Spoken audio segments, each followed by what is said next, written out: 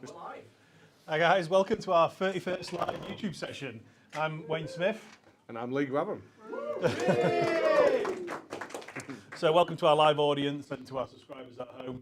We're back in the tasting room. Hopefully you'll be able to see that on camera. Pete will probably show you some audience pics in a bit, and we'll jump between the cameras. But we're in the tasting room, so it's a bit nice and cozy. And Yeah, because this time we planned ahead and booked the room. yeah, we forgot to book it for the last one, so we ended up relegated to the brewery, which is not a bad relegation, though, to be fair. No, indeed. Yeah. We're going to be joined tonight by the recently crowned Brewer of the Year. So we've got Colin Strong joining us from Salt. He's going to take some questions from you all.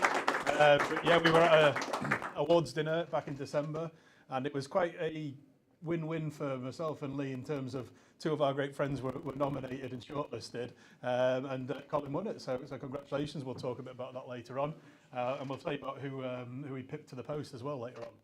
Actually, somebody who's been on this with us before, so hopefully you'll know. This time as well, it was. I think in this room a year ago. So we've got quite a few beers to drink tonight, but two of them to get out your fridge straight away because they're going to taste better warmer. We've got the little purple one, and we've got HVG.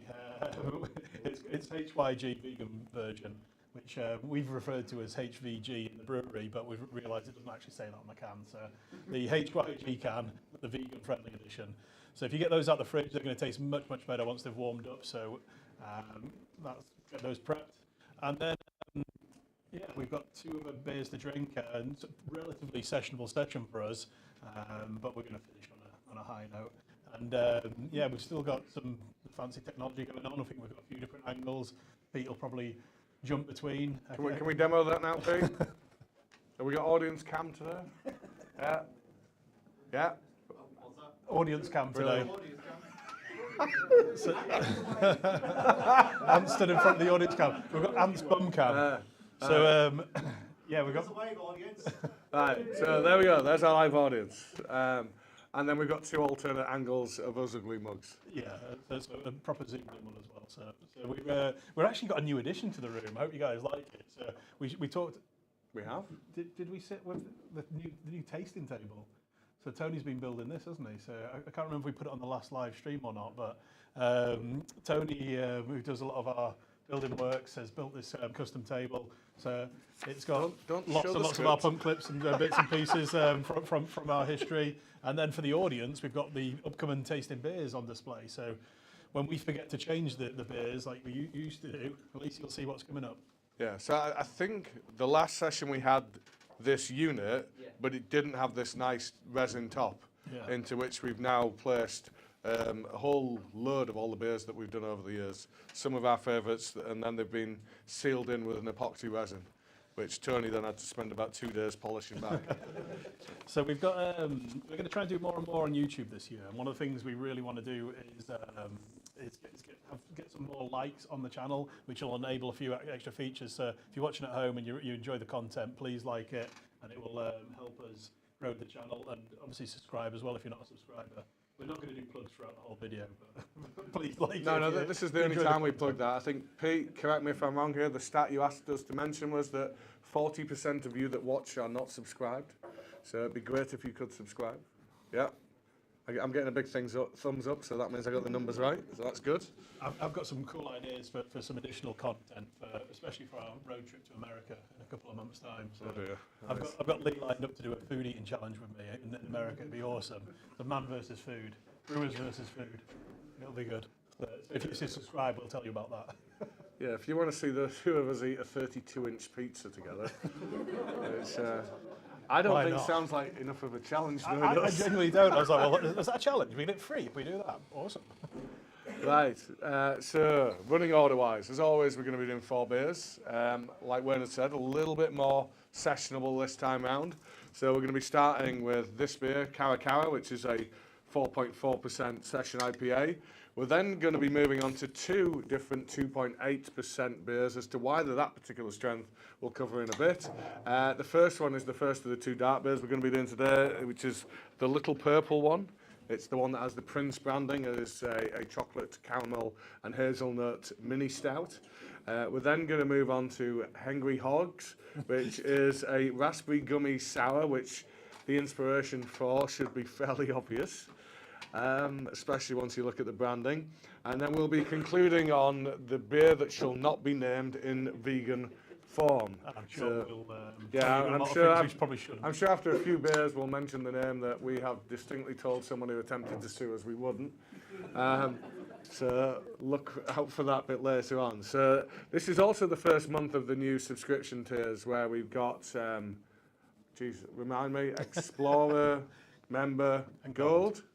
Bloody hell, I was convinced I was going to forget that bit. So we brought those in for this time round. So we'd love to hear your feedback. I think a number of you have been sharing it through the forum anyway. And we think we put together, once again, a really good box. And for us, it's a very different box because there's no lactose. So, yeah, everything in your box this month is for the Explorer and Member level, at least, is either no and low or vegan. First time we've ever done anything like that. We have a bit of an addiction to lactose, as you'll be aware. So yeah, big step for us. Yeah, they pulled me back in again. Right. So as always, as we discuss each beer, we'll be going through the concept, whether that be the recipe, the name, the artwork, what's novel about the brewing approach, etc. So we'll go through all of that. And really, as we say every time, what makes this session is how interactive we can make it, and that really is in your hands. So you can get your questions in below the video on YouTube. Just type them in, and Pete and Ant behind the camera will screen them and send the most appropriate ones through. In the room, you can just put up your hand and we'll come across to you and we will see what you want to ask us. Of course, we have our guest this time, Colin from Salt Bay. So it'd be really, really good if you could get lots of questions in about Colin, his career, and Salt Bay and what they do. So when we've done the second beer, we'll be inviting Colin up and we'll be talking about those guys. Okay. And the final bit to mention is, yeah, if you do want to get feedback in, if you do want to be part of the audience going forward, please email into info@brewyork.co.uk. So, on to the first beer. Just as I'm eating a mouthful of peanuts. Sorry, we've got snacks under the table, and yeah, wrong timing. So, first beer is our released next week, actually. So if you're a subscriber or if you're in the room, you get to taste it in advance of anyone else. But we actually officially launch it next week. It's called CARACARA. It's a 4.5% or 4.4% session IPA. It's made with New Zealand hop, one of my favourites. It's called Nelson Sauvin. So really wine-like characters come from that, gooseberry, grape. It's just a really interesting hop. It's a New Zealand hop. Did I mention that? I may have mentioned. You did. And we've also paired that with Talus. So Talus is a really interesting hop as well that we used quite a lot last year. And I think it's the first time we've used this combo. I think it works pretty well. With Talus, you're getting grapefruit, a bit of guava, and used together, I think it's a really refreshing pipe. I had a sneak preview of this because of the Christmas shutdown. The guys got ahead of production, packaging, and we had a lot of beers ready to go before the official launch. So I had a can of this on Christmas Day. I was really, really impressed. I thought it was really good. So slightly hazy, and that's because we went with a American Pale Ale grist. So the grain bill on the beer, we went with more of a basic grist, trying to accentuate some of the hop flavours and the bitterness from the hops. And yeah, we used a yeast strain, Windsor. Called Windsor, yes, which it doesn't ferment a sugar called maltose, which comprises about 10 to 15% of the sugar content of an average kind of beer. And it means that the final beer is a little bit sweeter and should be a little bit thicker because some of the molecules that otherwise would have been fermented away are still present. So that's why they're very suitable to the production of low alcohol beers. So when we normally brew some of our milk stouts and our darker things, when we use lactose, the reason we do that is because lactose gives you a fuller mouthfeel, creamier taste, and then a sweet finish. And it's the same thing, well, not same, but you get a similar effect with the yeast strain and this particular beer. So you get the sweet finish to kind of balance it out a bit. So nice low ABV beer with quite a fuller body. So that's the big challenge when you're brewing low strength. And for us, 4.4% slow. It's trying to get the mouthfeel right. So I can't remember what I watched recently. I think is it called The Menu on Disney? It's like it's a new film. I've seen that pop up. Is it well found? Yes, and one of the things that it plays on food and being pretentious and lots of different things. And they said, don't even mention the word mouthfeel. And Sal turned around and laughed at me. So you say that all the time. I was like, but it's true. With beer, mouthfeel's really important. So it's not being pretentious. It's trying to make the experience work well with the beer. So I think it's got a nice mouthfeel. So yeah, that's CARACARA. I think it's a valid thing to discuss. I don't see how you could get around discussing the subject of beer without talking about mouthfeel. Exactly. And I think that'll come up with a few of the beers we're going to be doing later on, because we're doing low alcohol ones. And the thing that's really hard to achieve with really low alcohol is mouthfeel. And with like the low ABV stout we've done, for example, we haven't created big mouthfeel because it's now impossible to do. And that really has divided the crowd. So some people like it, I think the flavour's great, but for most people they're thinking, why doesn't my sub 3% beer feel like a 10% beer? Spoiler alert, we are drinking this beer later on. So Yeah. So yeah, we're jumping ahead. Yeah, I love doing spoilers, that's kind of my thing, yeah. But the name on this, so CARACARA is a very loose connection to Mexico. So the bird on the can, on the artwork we did, that's a mythical bird. And given that we like to use eagles and birds on our hoppy beers, it's where we try to get the theme from this. Mayan artwork was a big inspiration on it. So kind of Chichen Itza style temple in the background, but really nice artwork from Owen at United by Design. I spotted him earlier. He was walking upstairs to where their studio is. Haven't really managed to chat to him properly, but he's done some really cool bird-themed beers for us recently. So if you do see him, we'll point him out. And I don't really know where our obsession with birds came from. Yeah, it might be on our logo. Well, no, I know. For anyone who didn't catch that on camera, it was pointed out by Ant. Thank you, Ant. It's because it's on our logo. I know we have eagles in our logo. It doesn't mean we have to obsessively put eagles in everything. Although I believe you did try for a while. Yeah. Yeah, the ravens. So yeah, that's CARACARA. It's a nice, interesting beer. I don't know if many of you guys have tried our wrestling themed beers from a couple of summers ago. The Survivor Series. Yeah. And the Thundertaker was a Talus hopped single. No, it wasn't single hopped. It was Talus and Cryopop hopped beer. So you get a similar flavour profile come through. That was in that beer, but this time the Nelson kind of changes the taste a little bit. I think the Talus character in this is a little bit different. So in that beer and in other Talus beers, I've always got this kind of big guava-like kind of character going on. I don't think that's as evident in this one. One thing that's not present, which for many people would be a pleasing thing, is the kind of coconutiness that you get that is a bit like its sister hop Sabra, which can put people off this kind of hop. So the beer officially launches next week. So it's for you guys in the audience, so you've obviously got it to taste, and subscribers at home, you've had that in your box. So it'll be on the website from next week. This beer is only going to be available in cask and can, which is quite unusual for us. If you're making a can, you're effectively making a keg beer anyway. But what we're trying to do is get the balance right on the different beers we release and when we release them, so we don't end up with too much cask beer or too much keg beer to the general trade at one point in time. So we decided to go all out on cask for this.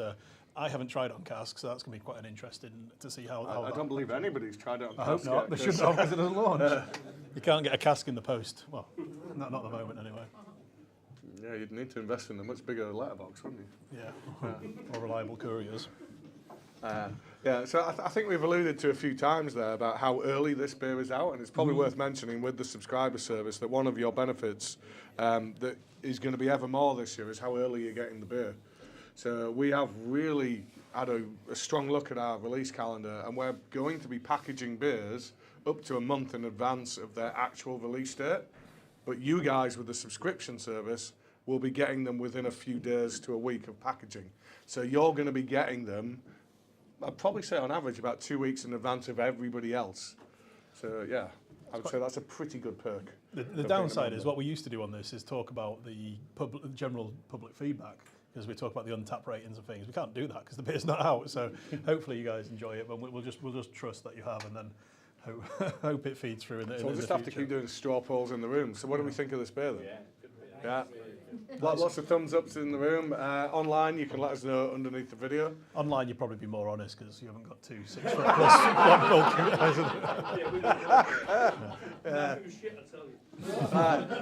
Thank you. Good. It was one of our biggest frustrations when we were homebrewing that. You go to a homebrew club, everyone sits in the room and they're like, "Oh, it's really nice." You're like, "No, it's not though, is it?" And Lee's quite blunt, so I remember going to a few homebrew sessions with him. This is before we decided to do this, and he was tearing some people's beers apart. And I was like, "Yeah." There's feedback. And since I've become a commercial brewer, I've been invited to certain things, and I kind of figured, don't invite me there if you don't want my genuine opinion. Because how do you learn by people blowing smoke up your ass? Exactly. The only way you learn is by people pointing out what your faults are, and then you develop from that point forward. So I think you need to be honest with these kind of things. Shit sandwich. You sugarcoat it, don't you? and a bit of nice feedback, a bit of truthful feedback, and another bit of nice feedback to close it off. Yeah, not really the way I operate. He hasn't got time for that. It's like getting the burger and just leaving the bun behind. So anyway, on to the highlights of the last month. So, personal highlights for yourself? Well, I believe ours are very similar. It's the period that we had off over Christmas. For the first time ever on the production side, we did a complete shutdown. We had 10 days away from the brewery. And some of the team, I've got to say, we're still in, hard working, delivering the beer, doing the sales, manning the phones, doing all that kind of stuff. But on the production side, we made sure we got all the beer in tank, and then we walked away for 10 days, apart from the one person that had to come in each day and do a little bit of monitoring.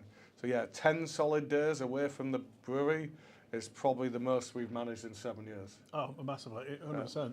And stupidly, I mean, it's taken a long time for us to look at it this way, but we used to always just keep working and working and working, and then January, you're like, oh, it's quiet, isn't it? Well, it's always quiet in January. People stop drinking. So if you get the balance right and brew what you need to and package what you need to, you can have a nice steady start to the year instead. So I think hopefully it's worked well. We'll tell you about the end of January. But. And we took some of that time to spend with our families, but then we also indulged our own hobbies. Mine is getting more tattoos done. Yeah, funnily enough. So my and you? I had a great time over Christmas and took time off and spent time with my family and my partner Sal. But I massively indulged and bought myself a Lego Millennium Falcon, and it's ridiculous, but it's so relaxing because once I'm doing it, I just don't think of anything else. Whereas normally I can't stop stressing and thinking about other things. Proper relaxing hobby. I have to say the video you showed me didn't look that relaxing. He's done a time-lapse photography of step 1 of 17, and step 1 was about 4 to 5 hours of work. It's a big job, and also I've done my research, and it's going to go up in value. It's going to be worth more than I paid for it, I'm sure. I fucking hope. It's not cheap in the first place. No, it's certainly not. Well, I should have known you'd have the financial angle covered off. Yeah. Well, it was my Christmas present for myself. So. Wow. Well, you've been really good to yourself this year. And work-wise? Work-wise, for me, I really enjoyed the craft beer channel tasting that we did. Yeah, it was cool. We did a live video. I don't know if any of you guys caught it with John. Well, I know some in the audience caught it because I saw some comments pop up with Johnny and Brad from the Craft Beer Channel. Apart from Johnny's dad jokes, which I really didn't enjoy. Yeah, I appreciate them because I know my dad jokes are better. So I was like, it was good. And then my personal highlight, which is work highlight, which is kind of personal as well, but was the New Year's Eve party. So we did a couple of events here in the city centre, and we did one up in Hanley, which is near where I live. And it was a really good night. It was just lots of fun, and it was just nice to see these things go well and people enjoying themselves. So that was good. Cool. So we're on to the second beer, which is. And we haven't finished the first. We haven't finished, but we do have our first question. I was going to say, I thought we'd have some questions. Can we wish Pete a very happy birthday? I don't know who's Pete. Well, that Pete's. We should also do a happy birthday to both We have Petes. double Pete birthdays. So yeah, long-time supporter Pete, who's in the room with us today. Many happy returns, sir. And then Pete, our marketing manager, who is manning the cameras today. It's also your birthday. Thank Next Thursday. And So cha- happy and birthday take to the both camera, of you. change the camera to on Pete.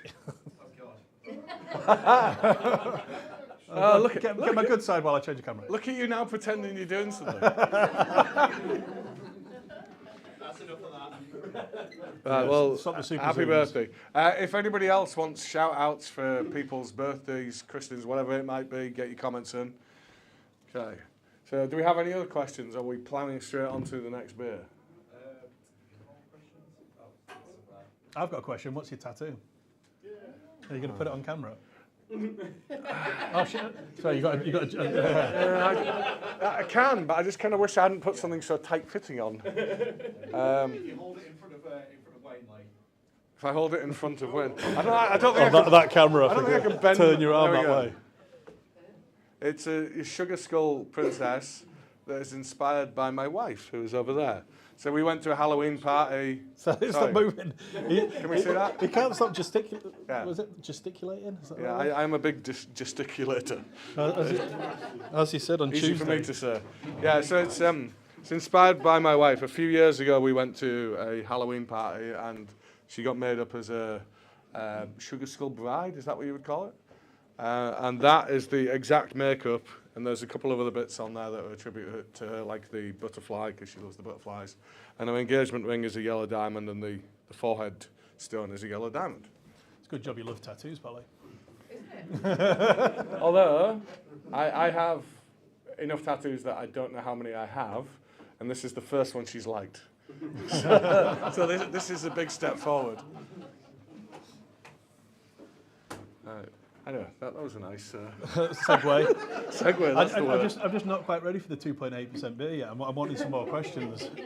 Have we got any questions in the room then? Putting you all on Put the you on spot. the spot, yeah. We have one at the back. Yes. We've asked this before, but Manchester tap room. So the question was, we've asked this before, Manchester tap room, question mark. So it's something we looked at around lockdown. We thought Yeah, we'd found the 2020. perfect place. We even paid a deposit on what we thought was the perfect place. That didn't work out. The lease negotiations with the landlord went south. So we walked away, lost our deposit. It's not a market, I have to say, that we've looked at since for a couple of reasons, because there's a lot of people who have moved into doing things in Manchester, like your vocation, your north, and so on. So it kind of feels like there's a lot of people doing that kind of thing there now. Plus the general market with energy hikes and all that kind of stuff. We do want to have more venues, but we need to be really, really cautious about how and when we do that, because we don't want to end up having an unprofitable business where we're just paying the energy companies and making no money. Yeah, so we are going to look pretty carefully this year about how many new venues we can open, where we can open them, and how we're going to achieve that. And Manchester would definitely be up there amongst the places we'd like to be. And we just need to make sure that people are back in the cities, working in the cities, and actually spending money on during the week, not just on weekends. Because, like Lee said, all those other things, energy prices, staff costs, everything just adds up. So it's such a challenge economically, and we are gonna do it. We just need to find the right place and the right time. So hopefully this year. Right, so we're now on to our second beer. So we're just going to give you a quick rundown on this one, and then we'll be inviting on camera Colin. So if you haven't already got your questions in ready for Colin, please make sure you are doing so now. We've got Well, we'll do this beer, and then we'll go back to the questions. Right, so you should be pouring this, so I should be talking. So it sounds like a good time for me to go to the toilet, but I don't need a toilet yet for a change. Well, there's a first. Right. So yeah, this beer, the little purple one. So the inspiration is a particular chocolate sweet, not Prince, as the branding would suggest. Pete, our marketing manager, has distinctly asked me not to mention the fact that where we ended up with the branding was a little bit of a miscommunication. So we entirely intended this to be all about a certain sweet. And then the branding came back to us and we're like, ooh, what happened there? That doesn't appear to be a chocolate. Go on then. Tiny Rebel beat us to the punch. Yeah. So it's because Tiny Rebel did the purple one, I believe. Yeah, so that's why we went a different way with this. Well, it was quite a shock to us when we expect these purple vapid sweets and we got this. So anyway, needless to say, we do think the branding is awesome. We're glad where it ended up.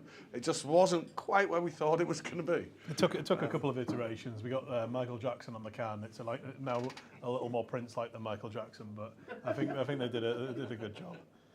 I really like the concept because Lee and Jordan from Mash Gang, this is a collaboration with a specialist low alcohol brewery called Mash Gang. They talked about the styles, the beer, what they were going to brew, and the name. And I didn't know that it was going to be based on the Purple One Sweet. So very much like when the thing came through, I was like, oh yeah, little Purple One. Yeah, I get that. And whereas Lee was like, no, we weren't talking about that. And I can see how the mistake happened, and I think we got there in the end with it. But. No, there was an email conversation between me and Jordan where he wanted to do Ferrero Rocher, but we'd done something like that on behalf of another brewery quite recently. So then we talked about this particular sweet, and then we got super geeky about how we really like the toffee pennies rather than these ones, but this was the one that people really liked. So this is the one we were going to do. But anyway, yeah, so we created a low ABV stout. Jordan / Mash Gang, their entire speciality, their entire existence is about doing low and no alcohol beers. So they don't really go above 3%. They either do completely alcohol-free beer or they do this kind of like entry-level beer that you would call kind of sub 3%. And they were, has to be said, one of the breakthrough breweries of 2022. That boy has put in the yards last year. He's got all over the country collabing with everybody under the sun, I think. He's got quite the CV now in terms of people who he's worked with, but all of them have been about delivering this kind of big, punchy flavour experience, but at a slightly more acceptable alcohol level. Because if we're honest, that's the way that the market is going. I think we're going to discuss this when we talk about our third topic later on, about there's a big drive towards veganism, there's a big drive towards lower alcohol intake. So, Do you remember the spoiler? Always. I'm just whetting their appetite for later on. Yeah, so that's the way in which the market's going. So Jordan, bright lad, has picked the right time to do the right thing and has brought this kind of thing in, has been, as I say, going around the industry doing this. So we took very much his steer in terms of how we would construct the grist, the grain recipe, how we would go about creating this type of beer. And our contribution was how we do the daft flavourings, because that's kind of our thing. And the other addition that's probably a little bit out there is this is hopped as well, but you wouldn't necessarily get it because it's using an experimental hop called HBC 472. Sexy name, I know. Yeah, everybody's favourite. And I don't know if it's going to go into full production because it's a bit of a weird one. It has this kind of woody character. It can make a beer taste like it's been aged in a barrel. So that has only a few applications, really. So it's been around for a few years. I'd like to see it go full commercial. I don't know if that's going to happen, though. So, yeah, there we go. And the other bit to mention, of course, is it's vegan, which means we have not used lactose. We used instead a thing called maltodextrin, which is what candy floss is made out of. It's long-chain sugars that are unfermentable, so they contribute a bigger body to a beer, and they also contribute a certain amount of sweetness because these sugars cannot be fermented. Awesome. Right. So, that all said, shall we welcome on camera Colin? So, Colin, I think you're going to get mic'd up by Ant, and then you're going to go around this side, and Wayne's going to move into the middle here.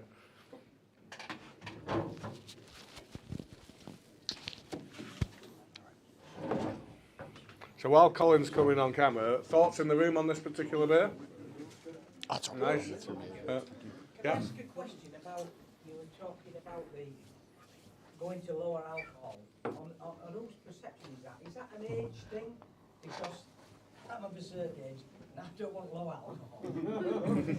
so what my question is it the younger generation that want a lower alcohol? I think that's a really good question from the audience about the perception.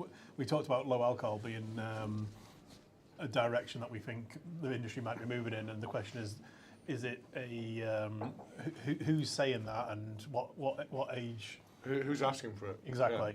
And it's something we're going to pick that up. We've got a whole topic on it a little bit later on. We'll talk more about it there. But I'm 100% on board with you. Where I'm very much, I prefer alcohol in my beer.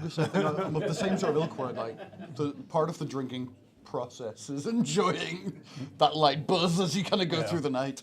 But I think there is definitely a movement at the moment where, like, if you sort of follow the media a lot, you hear more and more young people aren't drinking anymore. Young people are like going teetotal. Young people are staying sober. So I definitely think the market's kind of growing in that, and it's something that obviously every brewery's kind of got to watch out for, and something you've kind of got to be aware of. But at the end of the day, I don't think any of us are going to be making an entire living out of non-alcoholic beer. Mash Gang have done it. We Yeah, I for mean, sure. for us, it's about having diversity. It's Yeah. about having an inclusive portfolio.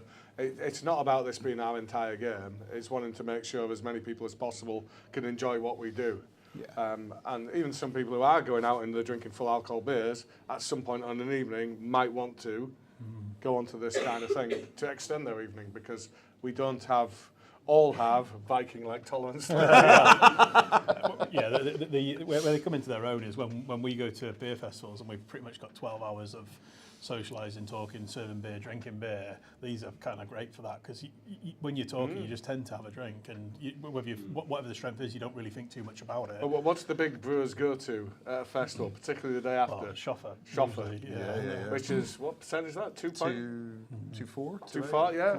So a grapefruit radler that's 2 and a bit percent. Yeah. Which, just really easy drinking, kind of, for us, the day after, it eases you back in.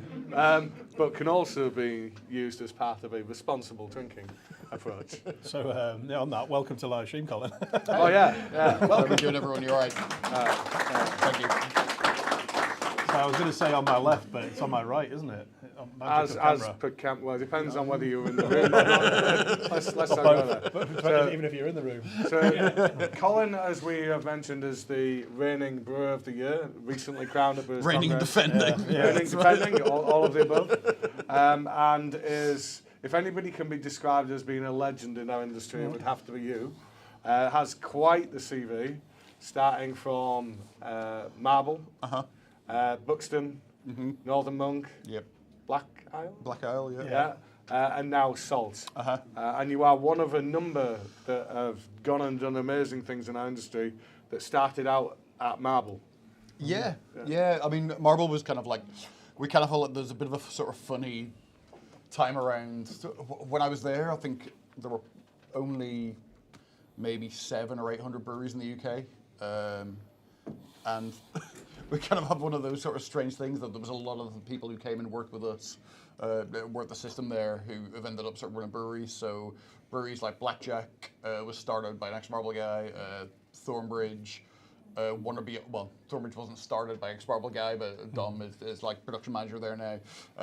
Wonder Beyond, quite a few places where kind of ex-Marble alumni seem to have sort of spilled out to, and Matt at Vocation. Yeah, of course, yeah.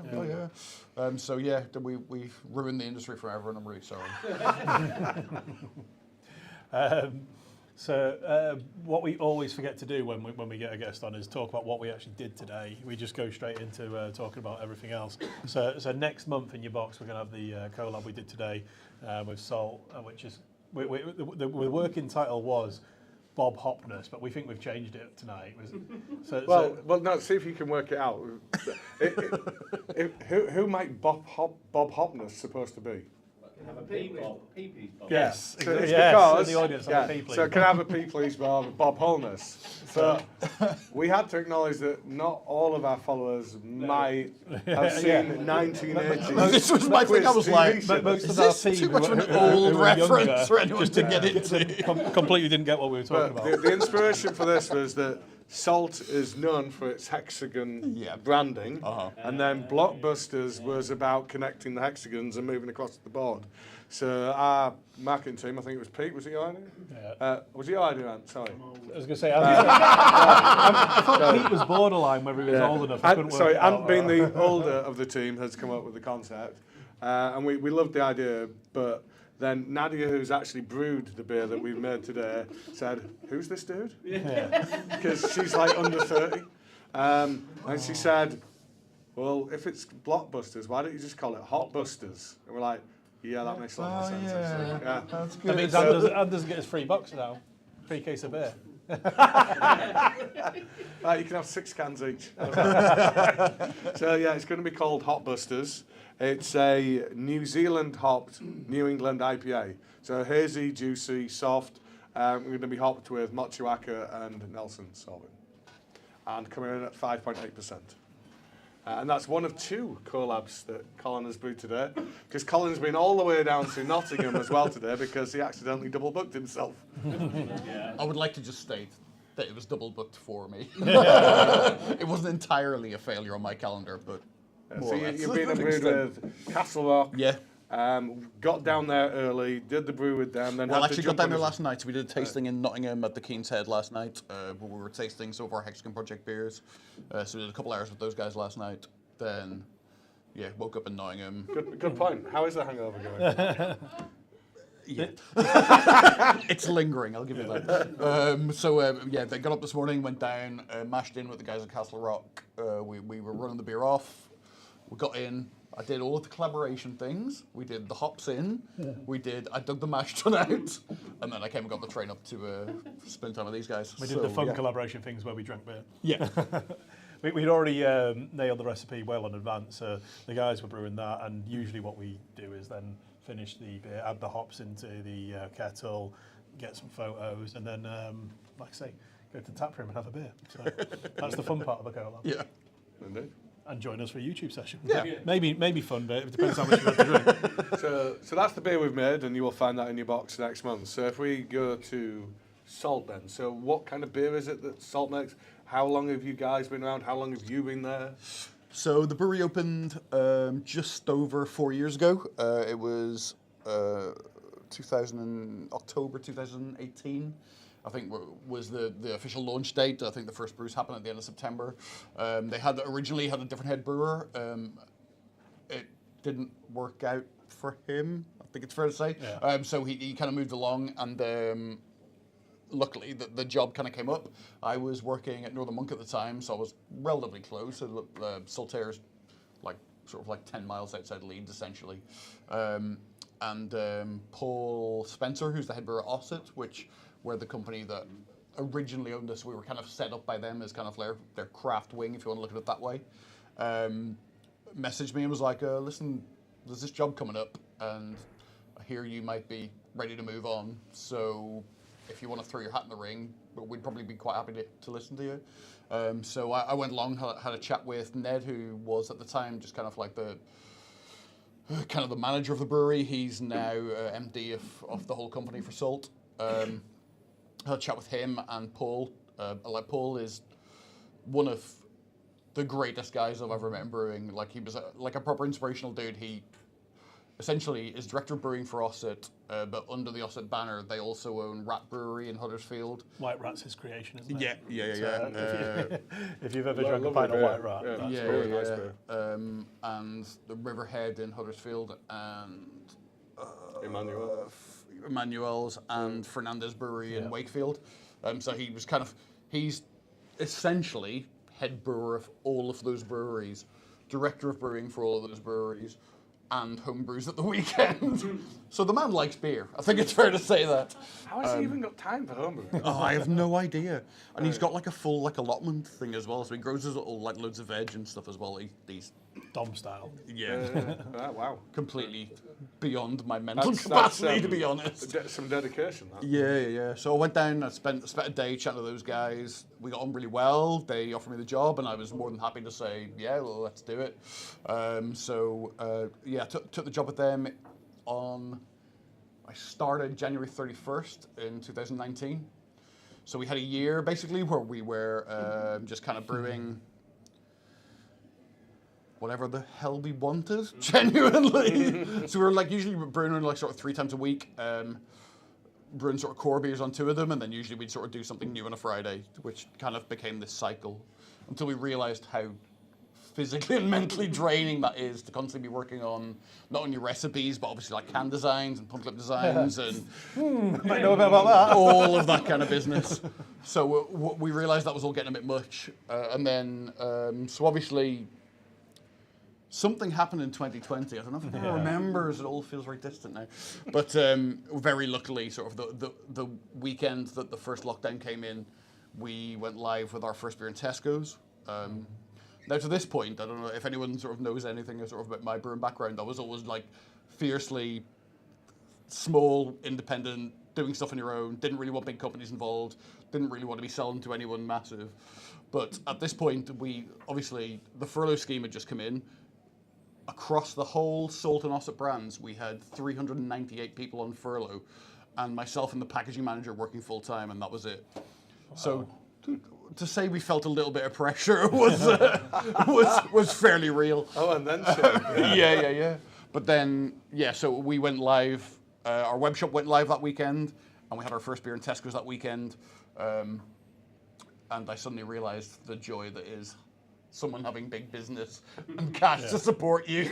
So, that really changed my ideology on a lot of things. But I guess what we're best known for, we make a lot of kind of like hazy sort of New England style IPAs. That's kind of like our main output and our main sales. But we do try and sort of like keep quite a diverse range like these guys do. You know, we're trying to do... I'm personally like a massive fan of sort of imperial stouts and big barley wines and kind of like higher ABV beers. That's sort of like one of my kind of passion pieces. So we have, for what is essentially a fairly small brewery, like quite a big barrel aging program. We try to work with, we've got like a running joke at the brewery that, so we have this thing called the Hexagon Project, whereby we make, that's kind of like where the brewers go to play, and it's like, we call it Beers Without Boundaries, so we can make big extreme flavors and trying to just play with new ideas and play around with stuff like that. And one of the kind of jokes around the brew team is that we just find like the most unpopular beer style and make that, and it's like, oh well, I can just go on the Action Project, I'll be fine. That's generally a brewing thing, I guess, because when you let the shackles off, it's the stuff that we like to drink. Well, the general public don't tend to like to buy it. If I got a complete free reign, I'd be doing all the malty hoppy stuff. All the brown ales, the India Stout, all that. The stuff that I absolutely love the balance of it, but nobody buys. And that's the thing, is like we're really in a really happy position now that we basically have sort of, so Jute is like our main sort of core beer. We have Jute, Citra, Huckleback are like our three biggest sellers, and they are what keep the lights on and keep paying the bills. But then we make big imperial stouts and bread saisons and a bread brown ale that we did recently, and stuff that isn't really on sort of the radar of sort of most of the beer drinkers, but that's kind of the stuff that really gets us excited. So it's fun to kind of have that balance of being able to sort of have something that's mass selling and doing very, very well, but then also the beers that we kind of get to really play about and like mess about with flavors. Like one of the beers we did for that project, we did mango and habanero IPA. That really split the board, that one. That was, I wish that Glenn from our packaging team was here today, because Glenn he's got one obsession in life. He wants to make a jalapeno IPA, and I've said no. Well, I think it'd be great. But Tom will probably bend his ear with that, because he was the one that it was essentially him and Adam kind of put it together. And I would lose the entertainment of saying no though if I ever made it. Oh, it was so hot. So I reckon he would love the mango and habanero. Yeah, I mean habaneros like that's. It's not exactly entry-level chili either, is it? Sorry, I've just got to tell the story. But so I ordered the chilies for it. We kind of knew what we were going to do, but we weren't entirely sure how the concentration was going to work, because we weren't quite sure how chili would work in beer, because it's not something that's done very often. So we thought, we'll do kind of an entry-level bit, and then we'll build it sort of as we go. So I was on the early shift that day, so I'd gone home, and Tom and Ned were at the brewery when this massive sack of dried habaneros, and when I say massive sack, I'm not joking. It was like, for those at home or whoever can see, it was like a meter tall by like half a meter wide, just stuffed with dried habaneros. So Ned and Tom just kind of looked at each other and go, "Well, we're gonna have to eat one, aren't we?" Pulled them out. Obviously, and just that's the first thing you think. Had one each, and the first I knew about it was Ned had sent me a video of Tom throwing up into the sink in the office. Because what we actually found out later was they were supposed to send habaneros, but some of them had tails on. Now, I don't know if any of you know much about chilies, but habaneros don't have tails. What have tails tend to be like your super hot chilies. So we think there were ghost peppers in there trying to make up the difference. Yeah. And they'd gone into those. And So one of the things we didn't mention is our brewer, Tom Plant, he's politely... my protege. Yeah, or your shadow, one of them. I was going to say stalker. So we recruited Tom about a year ago, actually, pretty much a year ago to the day, and we recruited him from Salt. So he was working for Colin across there. Prior to that, he was working for Colin at Northern Monk. Prior to that, he was working for you. What was it? He wasn't working for me at Blackjack. We did collaboration together when he has a podcast called Beernomicon. And we were doing a collaboration beer, and it wasn't with any of the breweries I've mentioned. I was actually working for another brewery in Liverpool at the time, and they were doing a contract brew for us, or kind of a collaboration contract brew for us. And I arrived, and he just went, "It's you." And I pulled a microphone out and was like, "Do you mind if we do an interview?" I'm just like, Yeah, thanks. I'm kind of captain to this. I don't know what I can say. Yeah. We've got you in. We put a microphone. But at least you in front warned of me this time. Do you know what's really embarrassing? And Tom won't mind me telling this story. Is Tom interviewed me for Beernomicon, and then I employed him, and it was about 6 months into his employment. He went, "You don't remember me, do you?" And oh. Yeah.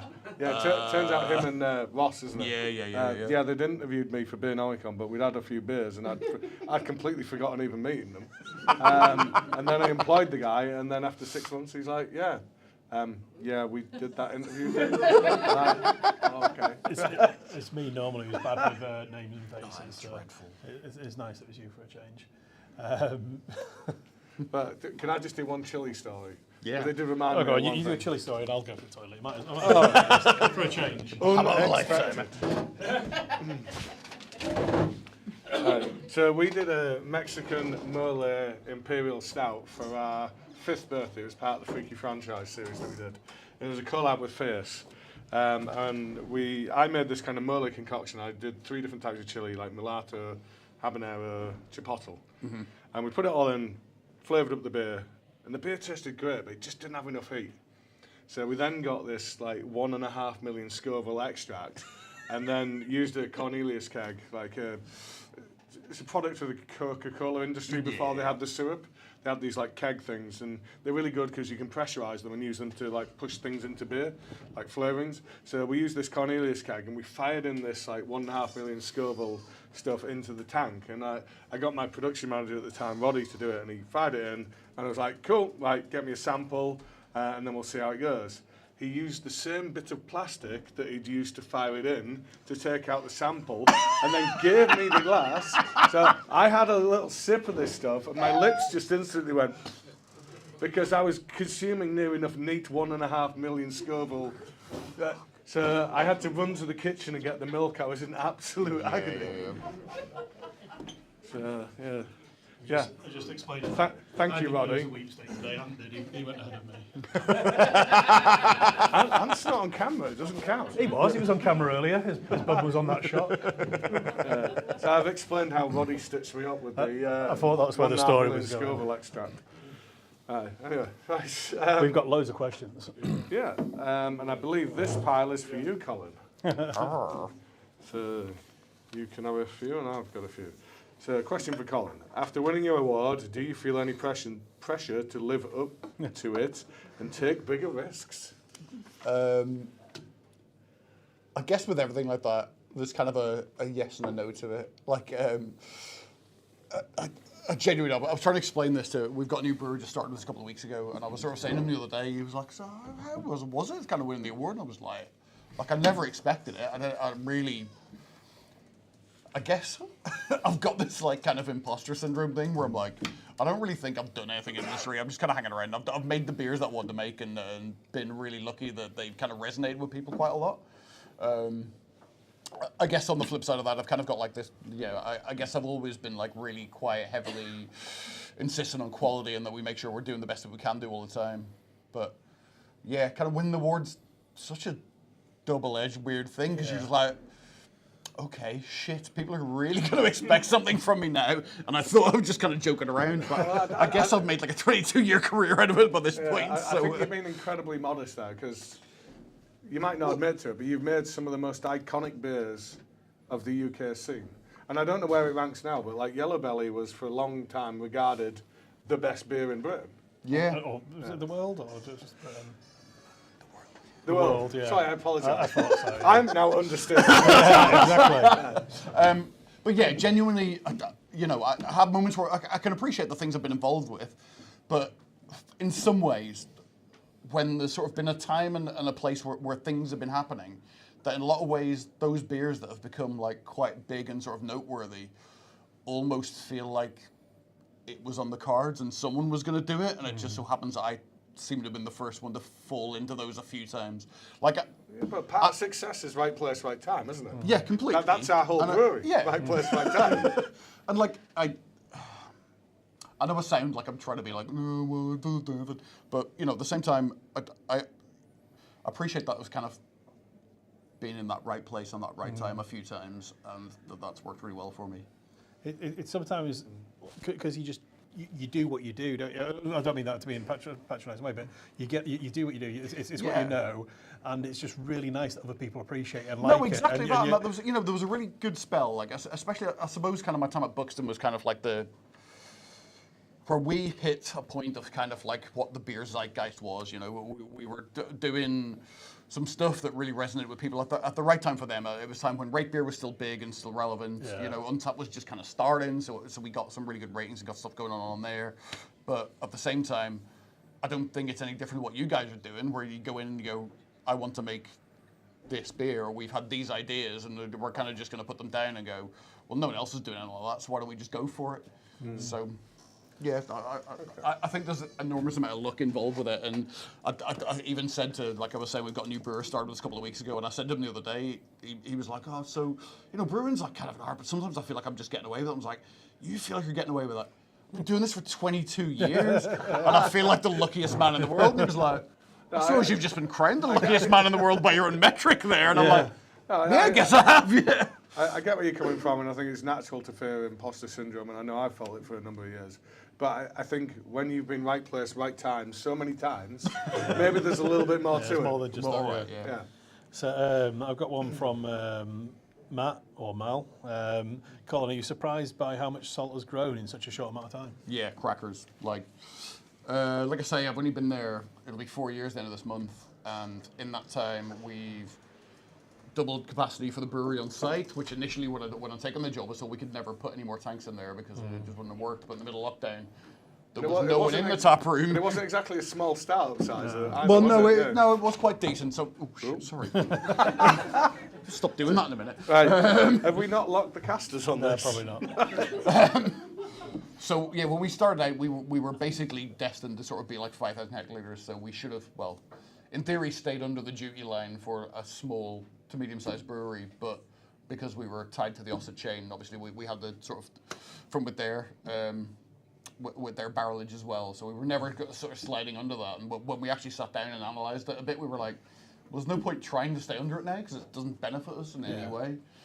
So then it felt kind of guilty in the middle of lockdown when we ordered 9 60 hectolitre brew tanks. When there were a lot of people really struggling, and we doubled the size of the brewery, doubled our output basically, and then we took on about another 8-9 months after that, took on a brewery in London as well to kind of deal with a lot of our keg production.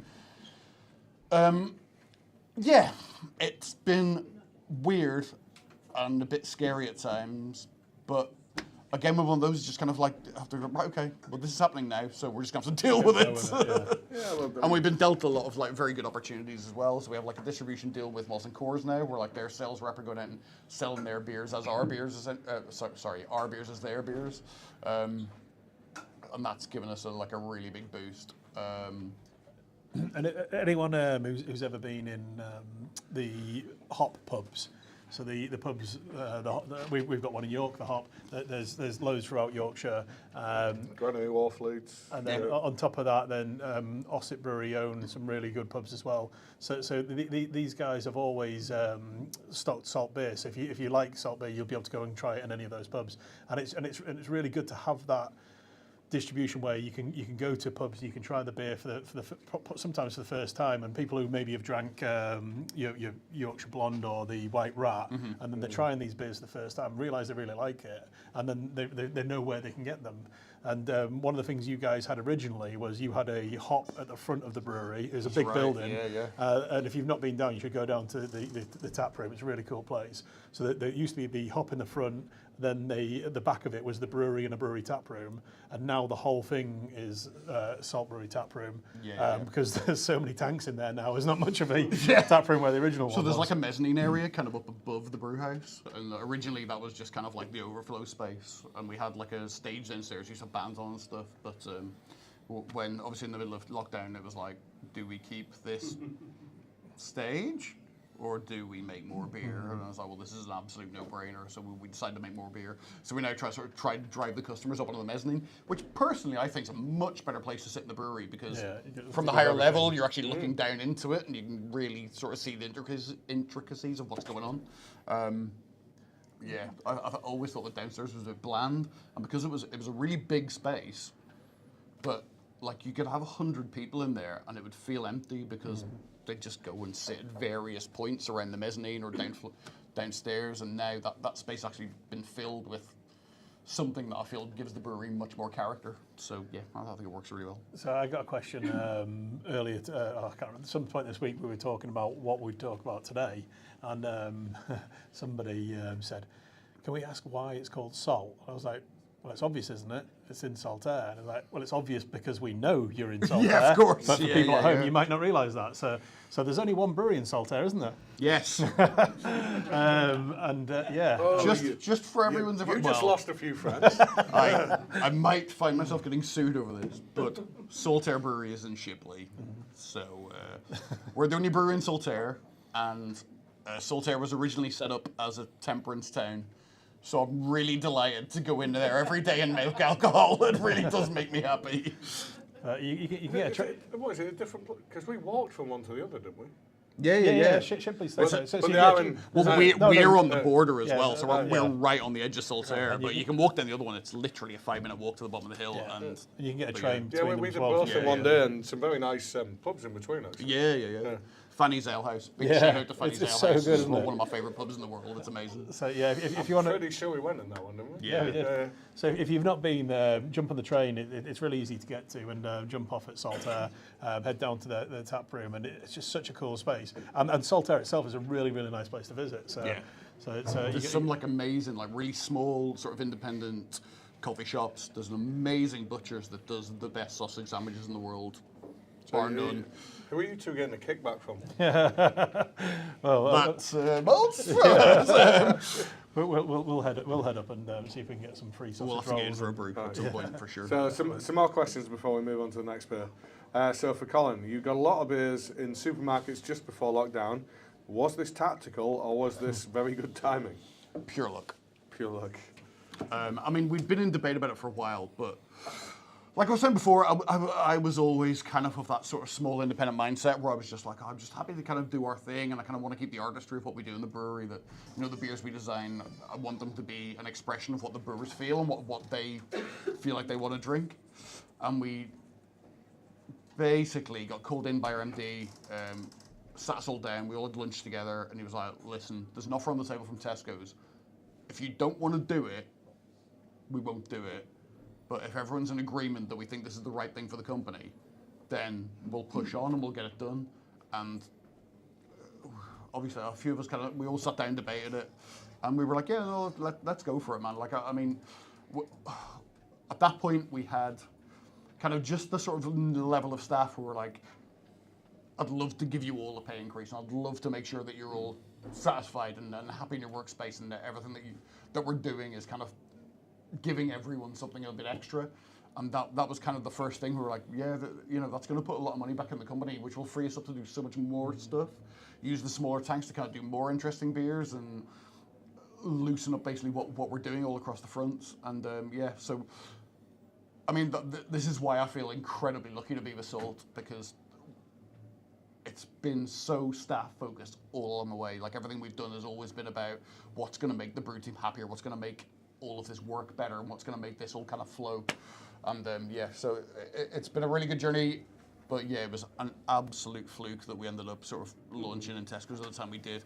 Like I say, we've been debating it for sort of 6 months as to where we were going to go, and that kind of came too. So.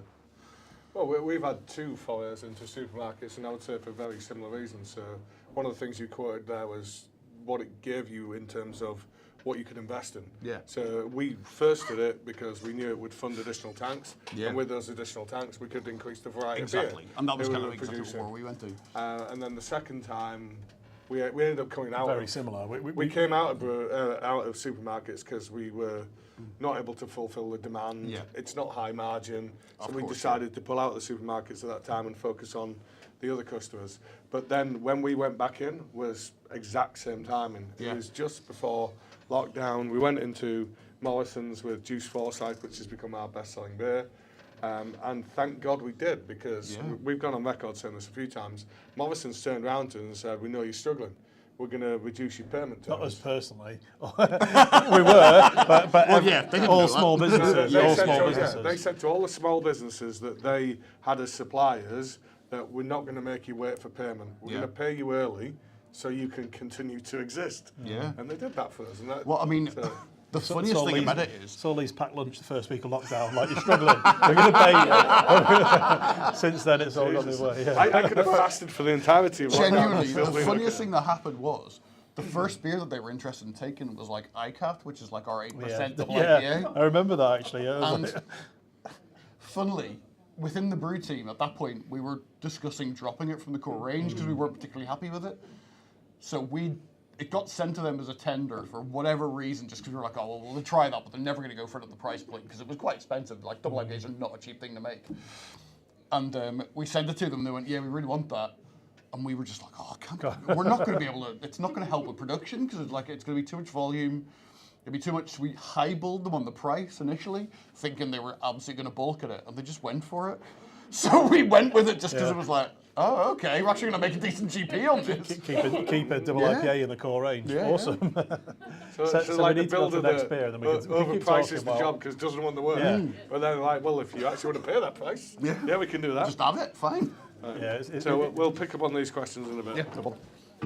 yeah, it's one of those interesting things. Supermarkets, they're Thank you very much. they've moved forward in a lot of ways in Yeah. terms of the breweries who supply supermarkets, the people who buy their beer in the supermarkets. It's changed a lot, and lockdown was one of those things because if you couldn't get out, you couldn't go to your independent bottle shops. Yeah, exactly, You went to where you were allowed to go, which was a supermarket. So we wanted to be part of that. Yeah. And then, and when times are tough, you've got a regular orders. Exactly that, and I don't like to go into sort of payment systems, but like independent bars and independent bottle shops can be a little bit slack about paying, and that's one of the things you get with the supermarkets is they have set you up a contract with 30-day terms. Yeah. They will pay you in those 30 days, so you kind of know that your income's like rolling a lot more steadily. Yeah, I don't want to build up one over the other. I think what we should say though is that for the future health of the industry, we need a healthy balance of both. Absolutely. Like I think, I mean, one of the discussions we had regularly, and something that Ned actually asked me in my interview was, how do you feel about supermarket beers? And I was like, do you know what? I used to be passionately against them, but I really think if you want to pick up new customers, you have to put it in front of new faces. Yeah. And selling into independent bottle shops and sending into sort of independent bars is great. Like, and I love that. That's kind of what I feel is the bread and butter of the industry and something I really want to support. But at the same time, you're not going to pick new customers up if you don't actually show them your product. So that was one of the ways we can get sort of using like our 2 or 3 core beers and going, right, okay, you can have these, but then there's certain beers that we would obviously never sell to a supermarket because they're kind of like our passion pieces and the stuff that we really celebrate. For all the success of craft beer in the last, I don't know, 10, 15 years, whatever it's been, we still collectively represent less than 10% of Yeah, overall beer absolutely. sales Yeah, in the UK. I think, what did they say at the SEBA thing yesterday? Was it 8%? 8%, yeah. yeah. Eight, Yeah. I think. Yeah, Yeah. generally. All of our floating, combined efforts are 8% of the beer sales in the UK right now. And when you So think it's about how many still craft breweries there are, 92% all of the crap macro lager. yeah. So back in the room, we're on 2.8% Henry Hogs. So can anyone in the audience, we can't say it, can anyone in the audience guess what sweet this is based on? Yeah. Sorry, what did you say?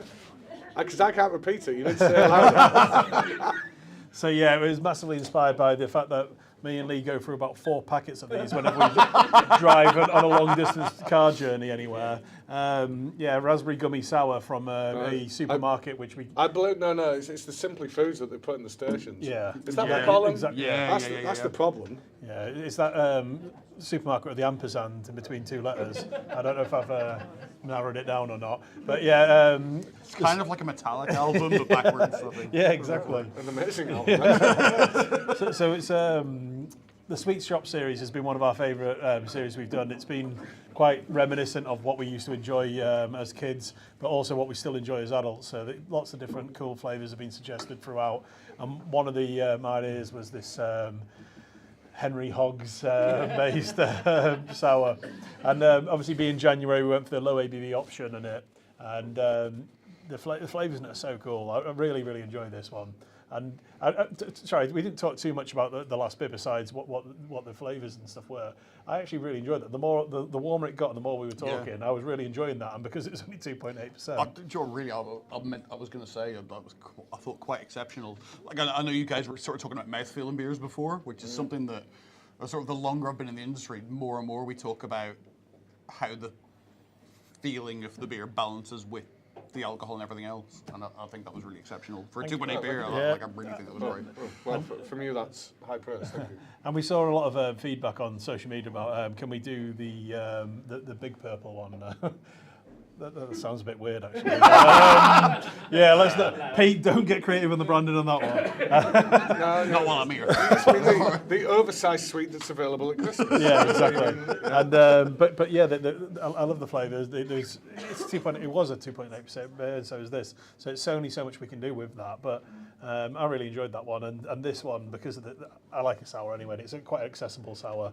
2.8% is really easy drinking, and the flavours very much what I like to.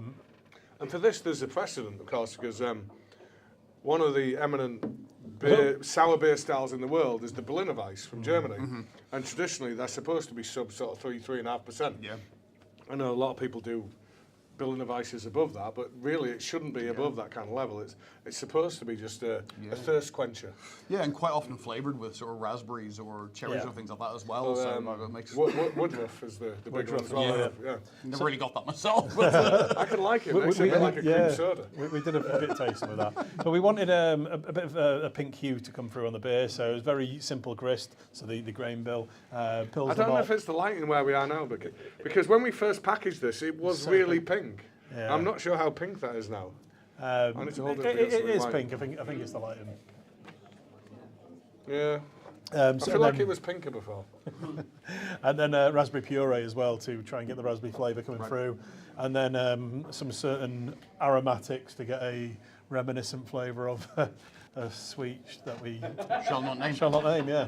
So just, this is kettle soured. So we use a Lallemand Do you? sour pitch. Or did we on this one? We did, yep. There happens to be a much better, a much more affordable alternative about to come on the market.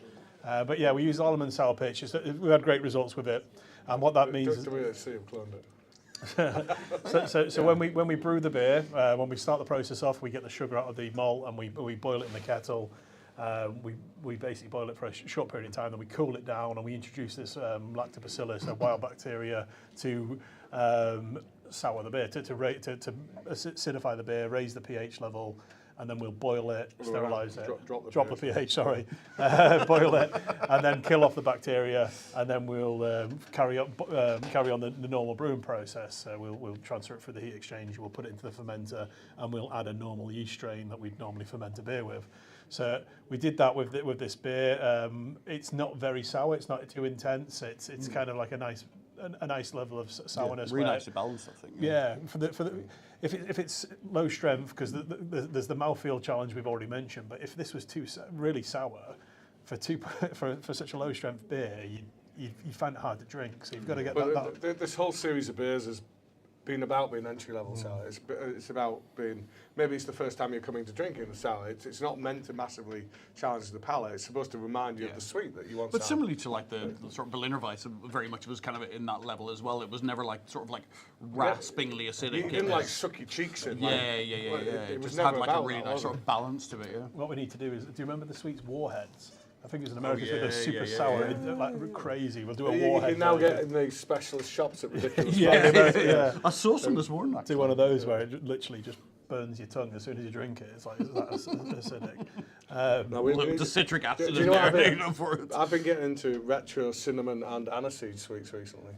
That probably wouldn't make for a good beer, though, to be fair. Like those It would be, that spirit you bought recently. yeah, I bought Firecracker whiskey.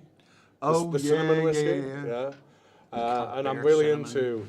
into any form of alcohol that's aniseed. So Pernod, Sambuca in all its forms. Yep. In fact, when I was in, Flaming. I can tell you this. I went to, we were in Dundee. Well, I was in Dundee earlier this week doing a brew with 71 Brewing. And we went into this really nice traditional bar, ordered a few pints, and I spotted at the back of the bar. I was like, orange Sambuca? What the hell's that? On a Tuesday night, why not? So I asked him. I said, no, they were super hospitable, really nice guys. I was like, what is it? So he just poured me a shot and went. Turns out, Sambuca do chili Sambuca. I thought you were going to say Iron Brew. That would have been amazing. No, it was chili Sambuca. I think I could get bored with that. Yeah, I'd have given that one. It was really nice because you got that really kind of gloopy, thick aniseed flavour up front. But then it just meant that the heat lingered Stuck on the your throat. So I think I liked it for the first few minutes or so. No, this was early in the evening. Before you spilled the drink down yourself. Yeah, that was before I poured my beer over myself, yes. Dundee was dangerous. It's a fun time, right? So that's I was about to say the PP name of the suite then instead of the HH one. So that was Henry Hogs, and we're pretty pleased. For, it's low strength, low easy drinking beer. Pretty pleased with how that turned out. We canned this before Christmas, so we all had a sneak preview before then, so we knew what was coming. And hopefully you guys like it as well. And I love the branding. Totally not going to get us sued. Right, so if we move on now to our third subject, which is talking about changes in the industry. So it will not come as a surprise that the last few years have not been great for the industry. We've had ridiculous pressures with the pandemic, the war, the energy crisis that's come from that. We're now looking at raw material price hikes. We're looking at CO2 going through the roof in terms of pricing. So there's lots of things that are making our life incredibly difficult, not least of which is a government that doesn't seem to support small business. So it has not been a great time for the industry. So we thought it would be a good time to have a little reflection on where we think we are as an industry. First of all, in terms of our journey, if we look across the pond at the US and how their journey's gone, where do we think we are in terms of the maturity of the UK craft scene? And then beyond that, where do we see ourselves going and how are we going to respond to the challenges that we're currently facing? So let's start with the maturity thing, because there used to be the old adage of we were about sort of 5 to 10 years behind the US. Where do you think we are now? On an absolute personal note, like I used to be like a massive US beer fan and used to if I went into a bottle shop, I would always kind of prioritize kind of those rare American bottles over sort of stuff we get from the UK. My buying has completely flipped on its head in that way, whereas now I'm much more happy and more convinced that I'm getting better beer from UK breweries than I am something that has taken however long to be imported from the US. I think with kind of the innovations that UK breweries have made, and especially like I think that adage of that sort of 5 years behind thing, like really used to strike home with me, because you were sort of going, oh, okay, well I had like Alpha King or something from other half, and just be like, oh yeah, oh god, that's completely mind blowing and completely different from anything you can get in the UK. But I think you could go to pretty much find your local brewery, go there, and they'll be doing something that'll be challenging what those guys are doing, and because of the freshness, probably outperforming it as well. So I really think that the UK industry is like completely blossomed in the last 5-10 years. I really think it's completely changed the game. Beyond that, I think, yeah, we're always sort of, because of sort of innovations, what people have done, and we sort of challenge things. And to go back to what we were talking about before, sort of like, if I can take this slightly personally, like in my role and kind of what we did, what I was doing at sort of Buxton or the Monk and everything, and even up now into Salt, was, you know, we used to be so behind because it took so long for kind of the beer to filter over from the US. We were sort of tasting things and then going, oh, I'd like to brew something like that, and then sort of copying it. And because the beer was a bit old, you were never quite nailing it because you weren't really so sure anymore. And then to be able to sort of move on from that and go, okay, I guess social media has its part to play in this, because you were much more aware of what breweries that you really liked or breweries you really respected were doing far away. I don't want to say copying, but we could take sort of ideas from the types of things that they were doing and move them on much more quickly than you could previously. So something like Yellow Belly, for example, came. I mean, it was quite a newish idea at the time, I guess. But I was working. It was very closely brewed with the guys from Omnipollo in Sweden, and Henok was a gypsy brewer at the time, so didn't really have like a fixed brewery, didn't have to be anywhere. His wife was a diplomat as well, so they travelled around a lot, and he was bringing a lot of kind of the US culture stuff back to us in like a really kind of quickly responsive way. So we kind of, I guess got the jump on some styles like that. I go in, okay, so you've seen what's going on over there, and then you've seen kind of what the next step of that might well be. And yeah, the sort of some beer sort of developed from that really. And yeah, I think that you'd be hard pushed to find anything in the US that really challenges what's going on in beer in the UK at the moment. Like, I mean, you look at like places like Balance Brewing, who just opened in Manchester, who are like 100% focused on mixed fermentation and wild fermented beers. Like obviously we had Wild Beer, who opened sort of like 10 years ago, whatever. You know, who that was kind of like their broader outlook, but they still had like IPAs and lagers and stuff in their range. But like these guys have come out and just gone, no, we're just focusing on this now. And I think that innovation and that sense of place in a way that they've found where the market lies at the moment, and to really sort of go out and look for new boundaries and new challenges and going, right, okay, well, what does the UK miss and what have we not got? And I think that was always the thing, was we were always looking back going, oh, well, in America they do this, in America they do that, but now it's more like, okay, now we've got what's people our place? like you've described there, and I think Utopian would be a fantastic example where absolutely, you've got classic American or Czech style lagers being made with English ingredients. Yeah. So we're now doing our own thing, and we're making the best of the ingredients that we have. I think there was that thing, and I guess kind of social media was to blame, or to kind of at the resonance of that, to be able to go, right, okay, well, we can do this, they've done this, they've done this, they've done that, and then go, right, okay, well, hang on, what have we got around this? What can we do to move that forward? Place like Duration as well, I think another really good example of that, where if you've had the chance to visit their tap room down in Norwich, or outside Norwich, sorry, we went for a holiday this year for a couple of weeks, and I don't think in my time in brewing I've ever sat somewhere and just felt that the beers were so in line with the placement of the brewery, and that everything felt completely at home, you know. It didn't feel like they were contrived or they were trying to drag influence in from too many other places. It was just that they found what they were in the industry and going, right, okay, well, these are the beers that suit where we are, really. Right. To save me a conversation later on, Holly, future holiday destination. This is what I'll be talking about later holiday. on. I'll send you all the details before it.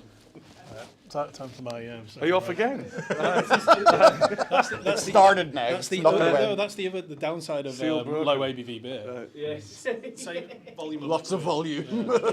And every time he's got a novel excuse for why. But anyway, here we go. No, so I thought you raised some great points there, and I think absolutely my personal journey in beer was the same, where you'd look out for the latest American releases coming in, and it's a long time since I've done that, because I do agree that we can get beer in the UK now that is as good, if not probably better, like you said, because it hasn't had to have the long transit journey to get here. And I think when I attend festivals now, and me and Wayne, yourself, we're lucky enough to get invited to some international ones now, and you go and you see these big queues for the big hype American breweries, and then you just walk around the queue, go round the back to the brewery and go, can I have a little taste then? Yeah. And you have a taste and you're like, oh, that's all right. Yeah. Well, it's one of them you're like, it's no better, yeah. it's no worse than what I can get in the UK. It's Why is another everyone double queuing? IPA. Yeah. It's another, food or fermented sour, whatever they may be. But I think another thing, which is a little geeky, that's had a big bearing on why America got to where it did versus where the UK got to, is taxation has no particular bearing on their beers, whereas it has a massive bearing on our beer. So their raw materials are cheaper, so they've got direct access to the US hops, and then their beer is not taxed in relation to its strength. In fact, if you go drinking in the US, you pretty much have to ask what the ABV is. Yeah. They In a don't lot of publicise it, states, they don't tell you it. It's not a legal requirement. That you find sometimes, even if you buy US bottles that have been imported to the UK now, they've got like a sticker on saying what the ABV is, because they're legally not required to say how strong it is. Yeah, they don't. It's illegal to drink and drive, but they don't have to tell you the strength of what you're drinking.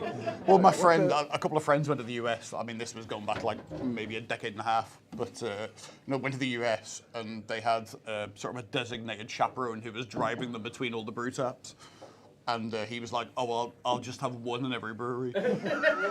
But because they don't have to tell you the ABV, he was generally having a double IPA in every tap room and then driving them around to all the others. And it was just like, But that's the way it is out there. So they have not kind of catered their approach around taxation. They've not catered their approach around restrictions on raw ingredient costs. They've just gone, what makes the best and I think beer? there's a way of looking at that as well. I think that was one of the things, certainly, that really was the difference between the UK market and the US market, because their creativity wasn't stifled by taxation saying, oh, if you make a beer this strong, you've got to pay extra tax on it. They could make what they wanted to make and hit the actual flavour profiles they were aiming for initially without having to worry about that sort of thing, because they weren't going to be penalised by the government for it. So we're massively feeling that. This year and probably last year, when we've moved into the higher tax threshold of a brewery, we obviously had to worry about the ingredient cost and the rest of it and the impact it had. But one of the things we didn't have to worry as much about was the cost of the duty. We knew what duty was, we knew how it affected us. This year our duty's gone up about 15% on what we paid last year. What we paid last year went up about 30% on what we paid the year before. So the amount of tax we're paying to the government goes up and up as we grow as a brewery. So I'm not complaining.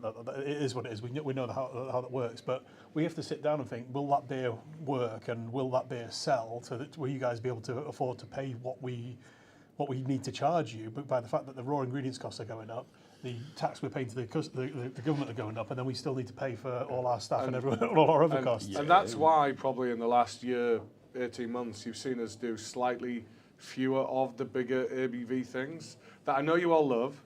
But because of this increase in tax, we have to sell them at a slightly higher price.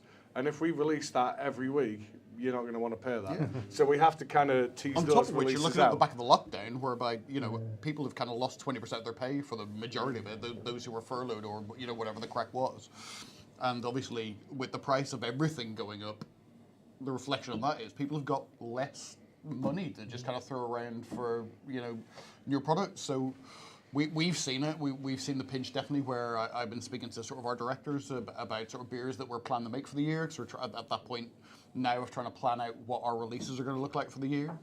And we had like a triple IPA that we made 2 years ago that everyone was like, oh, you've got to rebrew it, got to rebrew it. And we had a discussion the other day and everyone was just like, even though it was like our owner, like the guy who runs the whole company, it's his favourite beer we've ever made. Of course it is.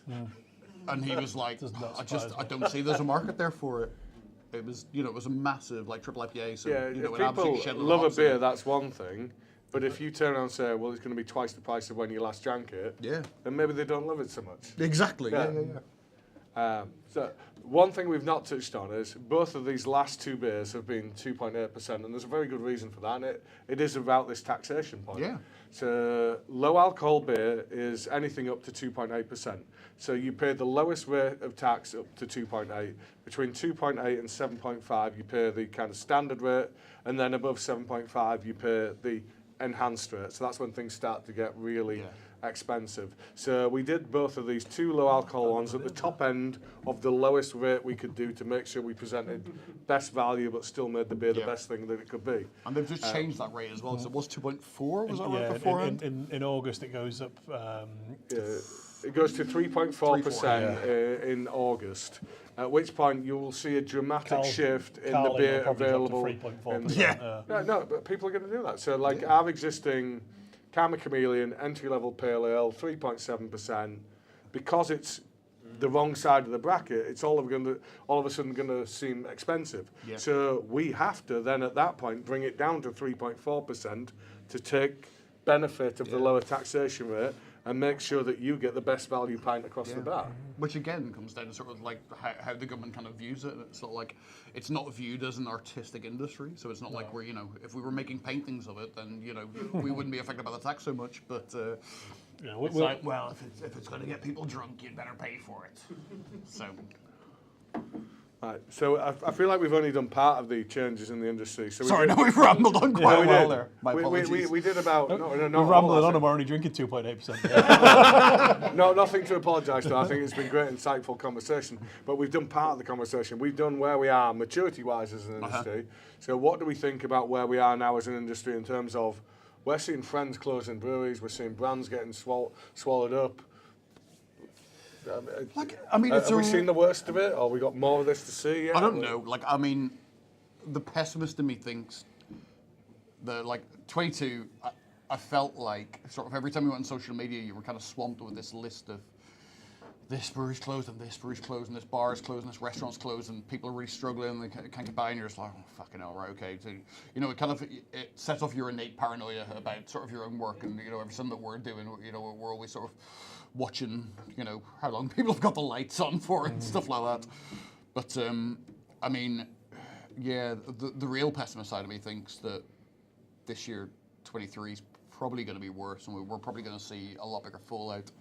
Hopefully, I don't want to dunk on anyone or try and, sort of run anyone down, but hopefully, if all goes well-ish, it kind of will separate the wheat from the chaff a little bit, and the people who kind of are making real quality product and doing something really different or doing something really innovative or doing something that's really new will continue to grow and move forward.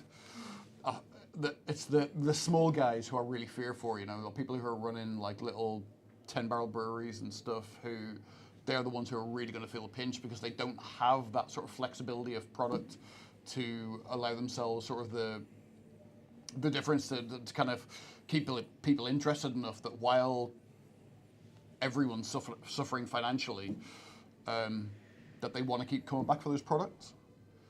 And I really hope that's not the case. I really hope that kind of everyone manages to find a way through it and find a way to survive. But I'm quite pessimistic at this point as to how it goes forward. And things like there's a lot of external factors at play, like this sort of argument between is it China and Australia that meant that kind of China stopped buying malt from Australia, which meant they were buying loads of malt from France, which meant France wasn't exporting to the UK. So that's put our malt prices up by sort of £200 a tonne. So, we're talking about sort of a 30-40% price rise year on year as to what we were paying last year. 38% up for us. Yeah.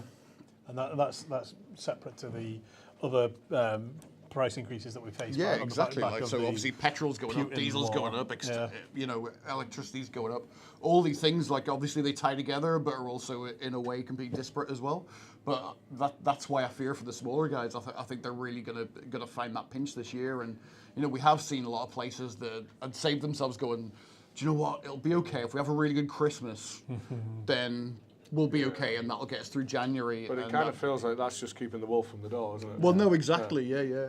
And we're starting to see a bit more of that, you know. We're starting to see a lot of smaller guys closing, and you know, I hope it doesn't continue. I really, really hope that you know, the people who are really, really doing something new and bigger and different are going to continue. But yeah, the pessimist in me really thinks it's And regrettably, I couldn't offer an alternative view. I think we've not seen the peak of this yet. Absolutely. I think 2023, I think could and probably should be the peak of that. Yeah. I think this is when it'll get as bad as it will get. Yeah. And we're going to see a whole rebalancing, I think, across the industry. And like you say, for sure. it will sort the wheat from the chaff. Those of us that have invested in having robust and diverse businesses, we will see this through. But it doesn't mean we're not going to incur pain on the journey. No, of course. It's going to be really, really tough, yeah. Yeah, I think so. And like the thing is, like the knock-on of all of that as well is like sort of with every closure, obviously the kind of diversity of what you can access through your bottle shops and your bars is going to tighten.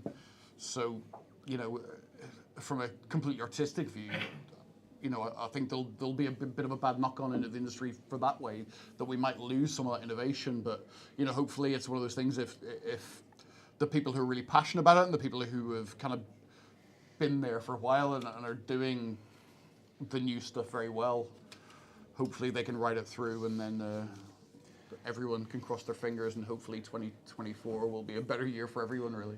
Yeah, I mean, it's really harsh, but in reality, what will probably happen this year is that hopefully breweries like ourselves and yourselves, who've got the infrastructure now to supply, will be able to step in, and when pubs have lost breweries that they used to buy from, we can hopefully supply them and make our beer a bit more accessible, which will keep things going for us until things settle down a bit more. But that's part of the challenge we're all going to face. But that's very doom and gloom. So let's get the 12% beer out and let's start answering some questions and be a bit more cheery. It's only 10%. It'll have to be enough. 10%, well, plus a Henry Hog. You can have a Henry Hog. Oh yeah, top it up. Here we go. Right, so Ant has prompted me to do a quick fire question round this time. So starting out with you, Colin. You have opened so many tap rooms. What has been the challenges in doing this? Just the market as a whole at the moment. It's like, I mean, it's such a difficult space. Like, I mean, fair play to Jamie and all the guys in the team. That they've had the guts to kind of push forward in a time that's really difficult for the industry to just kind of keep pushing on. So we bought the Stew and Oyster group in sort of North Yorkshire about a year ago, and we've sort of been dropping one tap after another at the moment. And you know, they're doing well. Fingers crossed it continues for a long time. But yeah, I guess kind of. So I love your boss, Jamie. Jamie's like my brother. He's like my brother from another mother. It's so every ridiculous. time I see him, and every time I say, "Oh, I'm going up to the guys at Brew," he's like, "I love Lee." He's always saying it. He's constantly, "Oh, such good guys. I love those guys." Big sound I of think dick, we but- have a similar outlook on life, and he has equivalently excellent taste in music. Yes, that's very true. So that's where we bond as well. I really love sitting down. We have a quite good sound system at the brewery. So whenever he comes over, I'm just like, "Hey, Jamie, check this one." We'll throw some tracks on together. Right, so continuing the quick fire theme. So to you first, Colin. Do you have any plans to do an entirely new style of beer? And that is from Bill. I don't know if there are any for the brewery.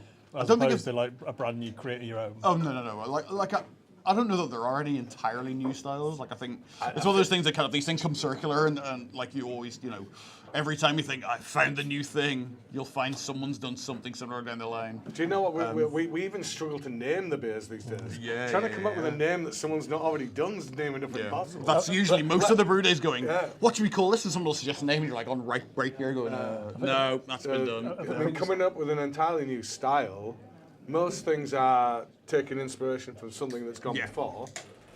I think everything is, and you know, we can always put new twists on things, and that's kind of one of the things that I really enjoy. Is like, I mean, it was one of the things myself and Dom, who's now like production manager at Thornbridge, used to always kind of argue about. He was like, "This is a classic and true to style." I'm like, "Yeah, what's the point of that though? Because it's been done, so we should try and do something else. But there's still great scope for development there. No, 100%. I mean, one of our favourite styles of the last year, which I think is truly going to come into its own this year, is the cold IPA. Yeah. I think that's a fantastic style. Yeah. It's the fusion of the cleanness of the See, I the thought this Pilsner. about brewed IPA, so you know. Yeah. It's the cleanness of the Pilsner with our personal favourite, the bitterness of the West Coast IPA. So yeah, we love that style. So that you kind of think you can't do anything more, then something will come along that.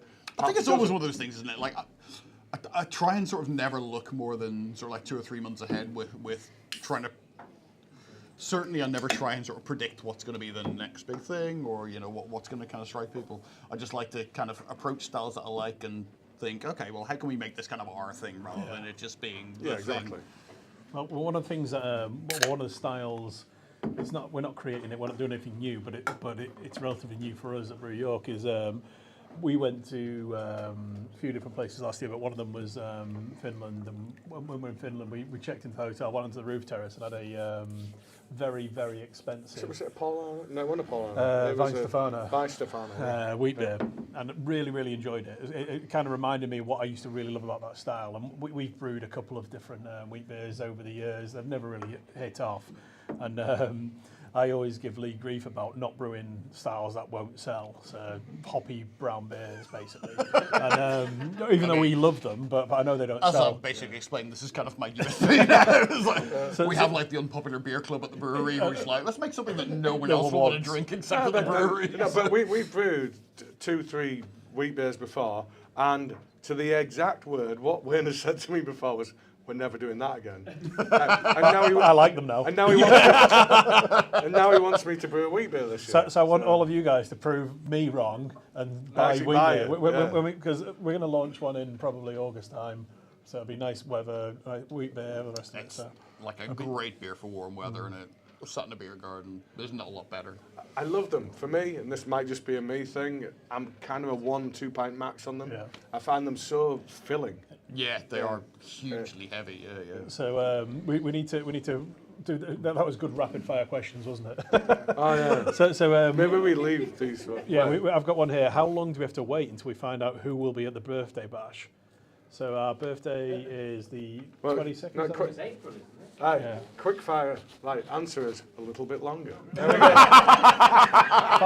Five breweries. We've decided who they are. Just get us drunk a little bit later on off camera, and we might tell you who they are. We have confirmed 4 of them, but we're still not telling. I need to chase the 5th, but I think we've got 5. But Right, anyway, quick fires. We're now on to the next beer. Yeah, Next beer. We will catch up on these questions. yeah. We'll come back to that. Where's this go? Right. So next beer up is a vegan version of the beer that shall not be named. So we did this beer. Hey, you perhaps- girls. Well, there you go. That one. We did this maybe 2 years ago, first time around, something like that. 3 years now, isn't Is it really? Wow. Not quite 3, but like 2. So about 3 years ago, designed to be like the chocolate bar that appears in the film, Baby Ruth. Baby Ruth. Right, well, why are we going full out there, are we? We didn't put it on the can. It was just inspired by a Baby Ruth bar. So the Baby Ruth is the kind of mallow, kind of nougaty, I might be on the chocolatey can. thing. It might be on the can. Hershey's haven't come after us recently. Oh yeah, they never got us for that bit. There we go. Yeah. So yeah, it's designed to be like that. So the mallow, the kind of nugget, the kind of toffee, the chocolate, and we've always done these big kind of stouts previously as milk stouts. So very heavily dependent on the use of lactose. Lactose being the milk-derived sugar that imparts sweetness and body, and that's partly because it's not fermentable. But it is dairy-derived, so it means that the beer cannot be consumed at all that we might like it to be consumed by. So we have, for the first time ever, done one of these big pastry stouts without the use of lactose, and I'm actually really, really pleased with the results. My big concern was, would we have the creaminess, would we have the body? And I think we got both. No, I'm the first time I've tried it, I'm really, really pleased with it. The bit that just threw me then, I was like, marshmallow, that's not vegan. And then I realised, we don't actually use marshmallow in it. We use fake marshmallow. So it can be vegan. So it is vegan. But yeah, no, that's it's got the body, it's got the flavour. If you want, I've got a couple of cans at home. I might do a side by side from the original, but it's kind of ticked all the boxes of what we were trying to achieve and what we were trying to replicate, and it hopefully will pave the path for us doing more and more of this style of beer that doesn't necessarily have lactose in. Not that we personally love lactose, but if the beer is more accessible to you guys at home, it makes it better for us, makes more people able to drink it. So if we can keep doing stuff like this, then that's great. Yeah, so what we did to adapt from the original recipe was we took out the lactose, that lost us some sweetness, that lost us some creaminess. We brought in some maltodextrin, that's going to contribute body, that's going to contribute some sweetness. You have to go higher with the maltodextrin to replicate the sweetness. And then we would have lost some of the creaminess that was in from the lactose, so we elevated the use of, in particular, oats. Oats have a certain silkiness to them, so we used a lot more oats to try and elevate the creaminess of this, to try and get somewhere near to where the lactose would have been. And I'm really pleased with the results, actually. Yeah. Fantastic. I think this, it will be a good kind of template for doing this kind of thing going forward. So for those of you guys joining us either in the audience or at home who haven't necessarily tried the first version of this beer, the can artwork is very much inspired by a cartoon version of a film that we can't necessarily reference anymore. Really? I mean, you're about 95% of the way there. But yeah, I still love this version of the can. When we had the original one was very much a character from a film that you might recognise, and then the rest of it was inspired by that as well. Yeah, and when we were told not to use it, of a particular superhero, and we didn't even think that, oh yeah, that's a major copyright infringement. Actually. And but yeah, We're told though, so that's fine. well, exactly. Once we were 12 pages away. once we were told, and then the guys changed the branding on it. I still look. It's the sloth on there that represents a character that's not called Sloth. Oh, all right. But yeah, I love what they did with it in the end, and I still like seeing it every time when it comes out now. Bloody hell, you're always going to the toilet. So yeah, HVG, as we call it internally, which is basically HYG, a vegan-friendly version. So I think potentially if we brew this beer again at any point, it might just become a vegan version rather than us making a big song and dance about it. Once, hopefully, you guys tell us that you like it. Hey, you guys. Yeah. Hopefully, it becomes more of an acceptable thing where it doesn't necessarily have to have the lactose in, and you appreciate the style and the strength, and we might start dropping some of the lactose out of these bigger beers. Have you had much kind of tellback about sort of from the vegan community, essentially, like about your beers? And I know you guys are like very passionate about how much lactose you like to get in this stuff. This beer hasn't launched yet either, so this beer doesn't launch till next week. One of the things that I noticed from our subscribers who have either joined us or watching us was there was very much opinion of that it's just a vegan version of what you already did. Yeah. That's not that interesting, but for us that is really interesting because this is absolutely. taking a lot to get into this, hopefully, where you wouldn't notice the difference between the two.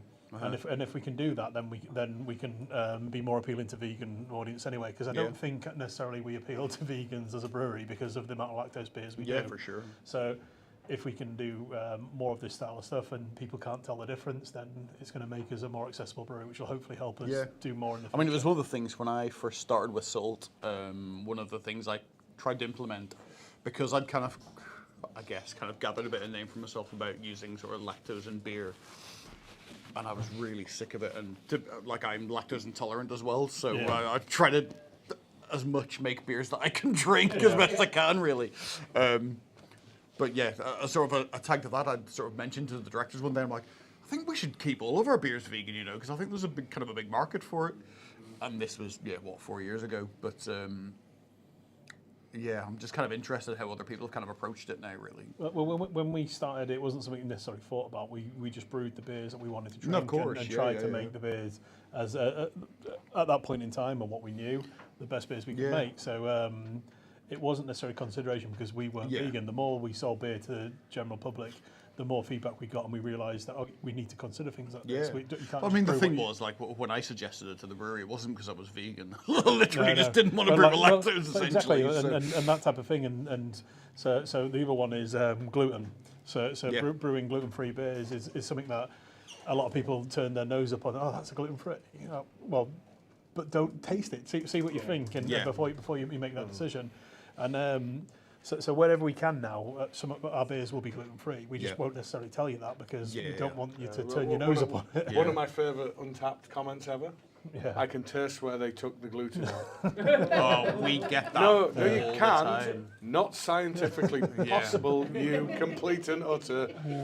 Anyway, yeah. And this is why I don't look at Untapped, everybody. The irrational rage is too much to deal with. Yeah, exactly. But no, we never set out to be one thing or the other. Yeah. Our ambition was always to make.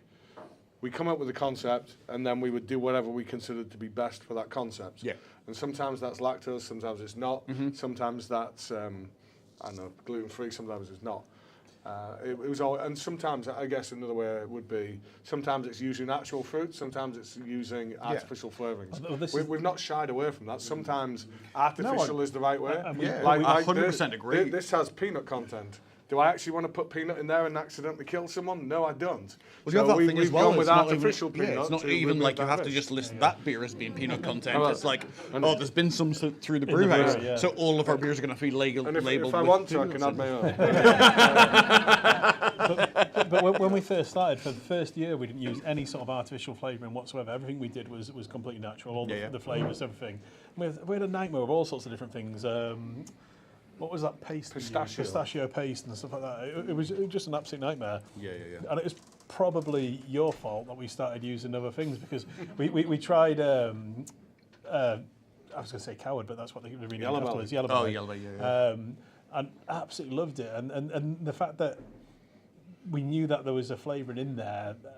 Not it wasn't general public knowledge at that point in time, but we knew it wasn't done through nuts. Yeah. And we were like, well, one of the best things about some of the flavourings that we use is it's not really a taste perceptor because that's usually achieved through fruit. It's usually aroma. And when you taste something, you taste a lot of it through your nose. And if you get the aroma right, it will convince you that the rest of it's right. So if you can get that bob on, then it will really change your perception of the beer you're trying. So it's not usually for us about trying to get a flavour into a beer from a flavouring. It's about getting the aroma into a beer. Yeah. So like an enhancement of what you're drinking. And once we stopped worrying too much about what people would think about beer, Rhubarb Streisand, which is one of our biggest selling beers over the last 7 years, was a okay beer in tank. And when we used a bit of a rhubarb flavour enhancement, the aroma made you think about your childhood, made you think about drinking those, eating those sweets. All of a sudden that beer was like, oh, I really like that. Whereas before, I think that was kind of one of my biggest things was sort of fruit additions in beers. Generally, I find if you just add the fruit, and that I was very much the same, especially when I started Buxton, I was like, no, we're going to use whole fruit. We want it to be the whole, I want the berry in, I want all of this thing. That unless you add some sort of flavouring to it, it doesn't pop in the way that people think it is. And what they want is the sort of childhood sweet version of that thing and not the actual flavour What itself. governs your perception of that flavour? Yeah. And for rhubarb, it isn't a rhubarb crumble, it pretty much is the childhood It's custard in my head. Unless you've been able to elevate the flavour to the level of the childhood sweet, it's not rhubarb. Yeah. But you can't do that with actual rhubarb. If you want to do that, you're going to have to dip into the little flavour bank. So quickly before we go into questions and start ranting again, next month YouTube it is. I thought it was listed on there, but I can't see it. I think it's on the next page. It's the 10th. It's February the 10th of Friday. 10th of 10th of Friday. Yes. 10th of Friday. You can tell we're beyond the 2.8%. Oh, the 10% beers are working well today, everybody.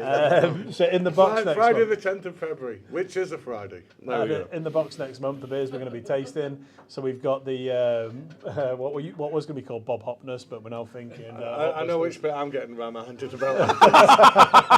So our 5.8% New England IPA that we brewed today. We've got a vegan version of another core beer, which is hopefully appealing to you guys, not a disadvantage. We've got a vegan version of Ton Coco coming out. So 4.3% original Ton Coco. So our head of sales all over Ton Coco. Like more than anything, when I said I was coming up here to do this brew, he was just like, oh, talk about Ton Coco, you got to do that. Oh, Who's the head of sales? Is that Johnny? no. Another Rich who's just started with us a couple of weeks ago. Okay. Sorry, carry on. We've got a new addition to the Sweet Shop series. I thought there was a can on there, but there's not. So we've got fizzy watermelons, which Can you is guess what that may be based on? I don't know the sweet, but I'm guessing it's a fizzy watermelon. Yeah. And if Well, I hope so. If not, it's gone terribly wrong. I think there are multiple versions. I think the one that I associate it with would be the Haribo one. And then if your head of sales loves Don Coco, hopefully loves Empress Don Coco, which is launching at the end of this. Well, come on to the events in a second, but it's launching at the end of this month. Yeah, so its official launch date is going to be the 2nd of February around the country, with one exception. For those of you attending our subscriber party, which is next Friday, 20th, you all get to drink it first. And Almost 2 weeks in advance of the rest of the country. And you may well get to try some barrel aged variants at the same time. No, you will. You will. There's 3 different barrel aged variants. There's a Heaven Hill, a Buffalo Chase, and a rum. Spoiler And alert. Well, we're about to do that next anyway, because the additional beers you would get in this standard box next month include the Brass Castle collab that we did, which was a fusion of our Imperial Tom Coco and their Jack of Irons, which is called Jack and the Beanstalk, I believe. Thank you. And then for gold members next month, you will be getting not only the standard Empress, but you will be getting all 3 barrel-aged variants of the Empress next month. So if that doesn't justify that level of membership, I do not know what does.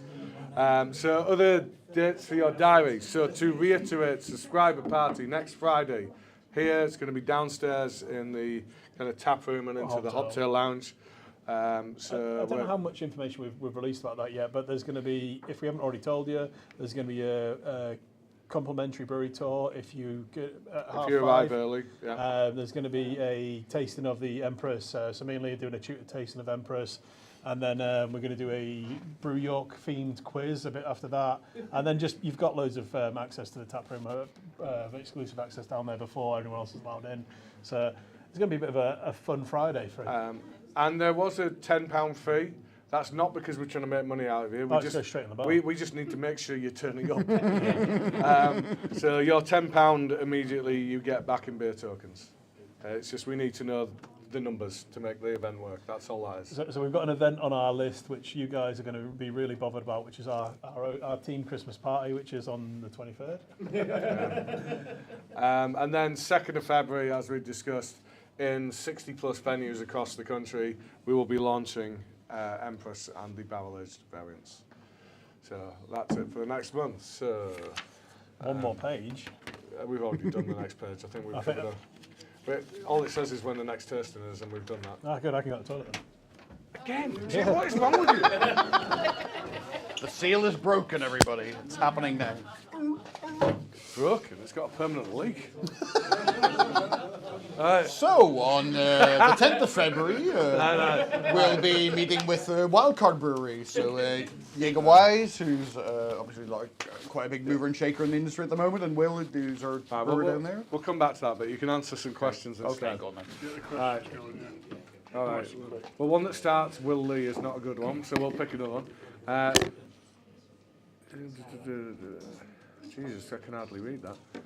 Do you think the overall beer industry has improved, either quality of beer? I think we've definitely said that earlier. I think definitely like quality wise, that I think like really that's the thing that really has changed. I think, you know, even when I first started brewing, we were flying by the seat of our pants, and like now I think likewise with us. Yeah. you talk to sort of so many people in the industry, and it's like checks on this and that and everything. So yeah, I don't think quality has become such a big thing in the UK industry. We started 15, 16, and back then we probably got away with some stuff because the quality probably wasn't what it should be. We had exactly the same thing, you know, when I was at Marble and when I was first there, and it was like an 800-litre brewery. We were stuffing a cask under the knowledge that it was going to be drunk in a week. So if there were any micro problems, they weren't going to have time to actually like show to the fore, basically. So.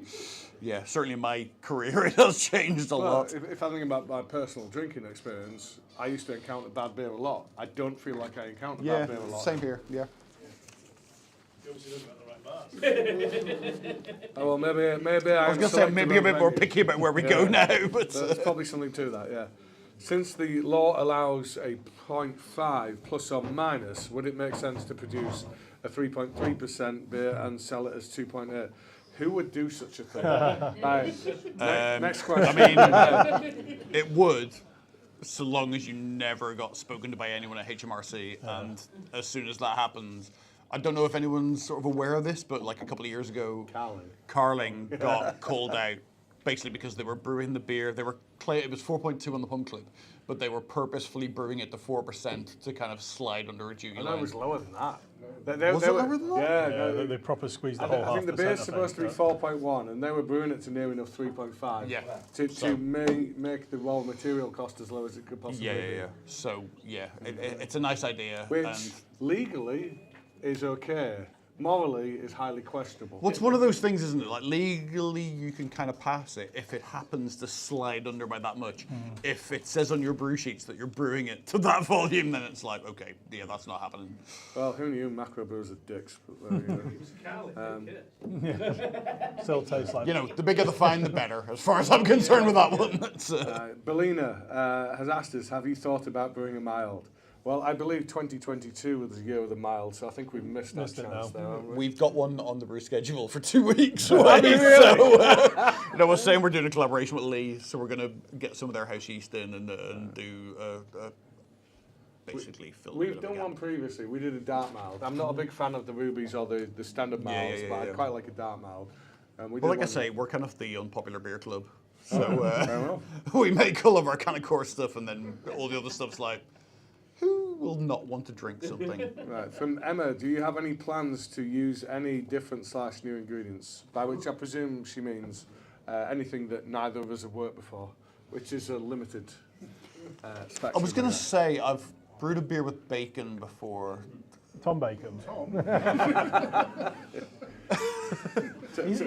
saw on Twitter today. Nobody's going to get that. Yeah, he's left Want to Be On. Hasn't he? Tom Bacon is our former sales guy who apparently wasn't Want to Be On. He's moving on to someone new now. Yeah, it was his last day today, I think. He's the guy that was always trying to persuade me to make a lactose IPA. No, lactose lager. Lactose lager. Lactose lager.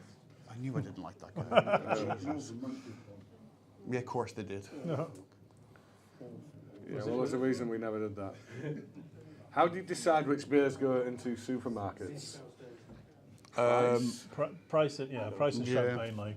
So it really has to hit a price point for it to work to them. The supermarkets aren't bad payers. They will pay a fair price for your beer, but ultimately, when it goes on their shelf, it's going to be £3 a can maximum, and they need to make a profit margin themselves on it.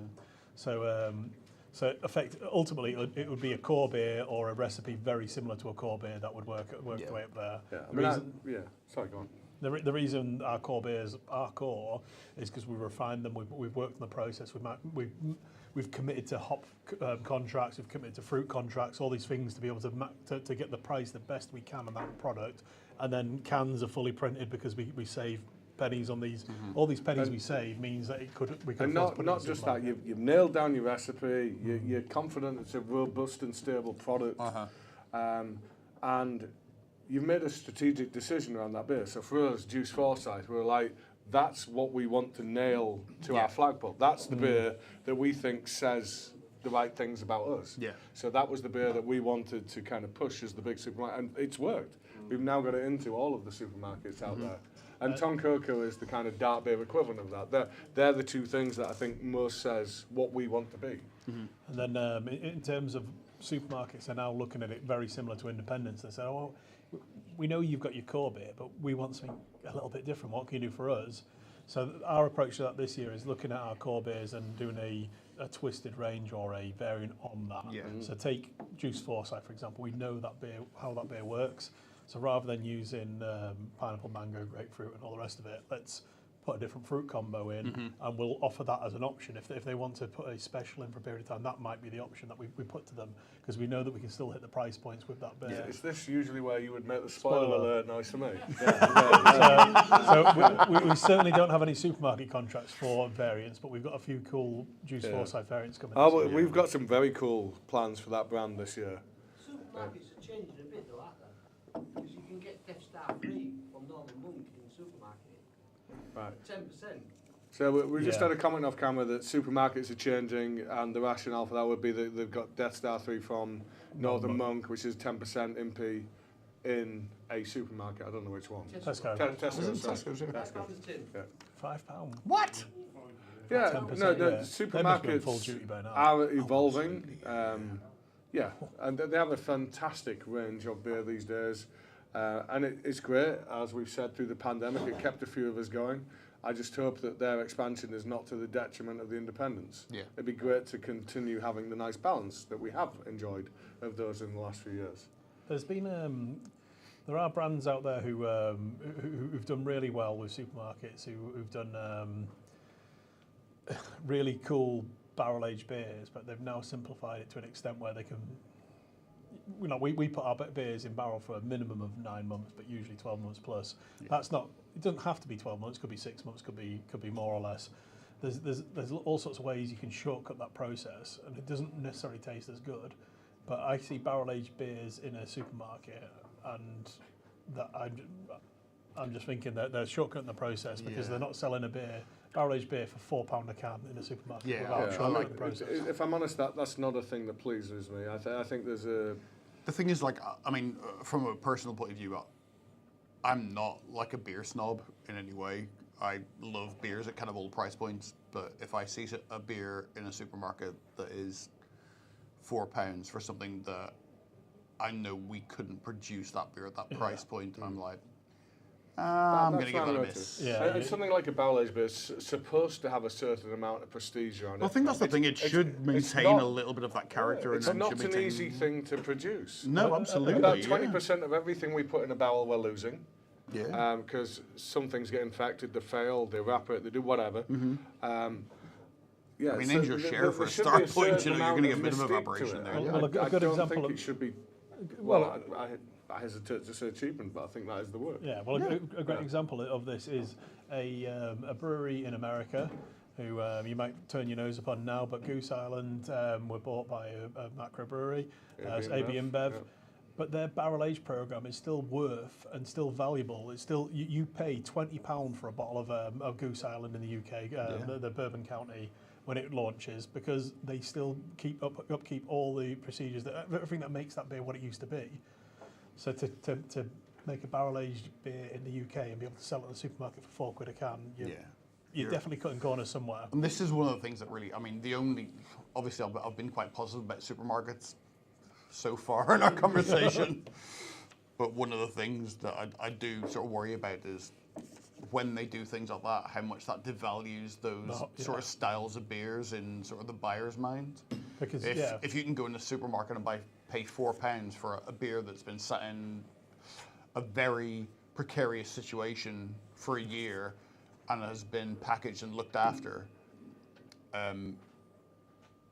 what does that say when then Goose Island, who are like, you know, one of the biggest and best breweries in the US, are releasing a beer that you're then having to pay £20 for? You're just gonna be like, well, hang on, I can get like something similar for £4 in Tesco's. What's that? So, and what we don't want is well, you guys to think we're ripping you off. We're doing something different. Exactly, We yeah, genuinely yeah. aren't. We're trying to value the product at what it's worth. So the beer itself, the raw ingredients cost is one thing. The labour that went into it is another thing. The barrel it went into is another thing. If that beer fails for whatever reason, there's a huge failure rate on barrels. Then we have to absorb that cost. So there's a huge risk in it. And what we'll do is we'll try and put an uplift onto the price of the beer to absorb a little bit of that. But ultimately, we're sat on that so our cash is invested in that product for so much longer. So we do need a bit of a return on that time and effort, and also the skills and the experience of the guys to taste the beer, know when it's ready to go, and all the rest of it. So it really is a premium product. You can't rush it. You can't force it. And I think the palate of the consumer has advanced significantly in recent years, and I would like to give you all the credit with knowing the difference. So when I drink something like Bourbon County, I drink it and I think, I paid a lot of money for that.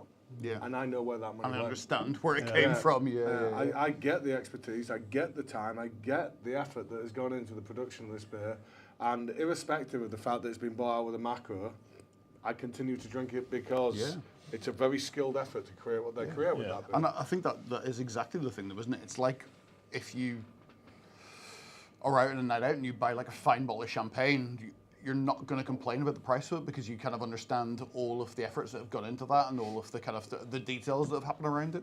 And like something like a barrel-aged beer, as someone who's kind of made, I guess, a fairly large part of my career out of doing barrel-aged beers, like you lose generally like 20%. Like you'll lose 1 in 10 barrels. You'll usually pick up some sort of infection, or all the tasting and the time that goes into all of that, and making sure that everything is exactly how you want to be, and how the blends will work, and how all those things go together. Yeah, it It's gets an not- infection. Yeah, or it's not free. Like it's quite not often something that you just think the happens. barrel's watertight and it's not watertight, so it doesn't seal, so then it leaks. So then what remains in it Sorry gets about that. oxidised. The labour cleaning Yeah, up that leak. Yeah. When we had a barrel at the back corner of our barrel store at Buxton, so we had like 300 barrels kind of in front of it, and the one in the far back corner on the bottom row of the rack blew its head out. Well, of course it did. The most inaccessible one is obviously Yeah. going to be the one that But I was does stood by the boiler and I'm like, why is the can I water hear on the it floor running gone a more? bit? Yeah. And I was like, That's more and that was literally 2 days' work to pull all those barrels out. expensive. Yeah, and get 'em. It was the last one in the absolute back corner. Pull that out, destroy that barrel, get all of that mopped up, get it all cleaned down, and then start restacking the barrels because they were stacked 5 high at that point. So obviously the one that blew its head, we're like, right, that's now got the weight of Oh, yeah, everything above it. 8 full barrels on top of it. So there's no way we can just leave it. It can't just sit there.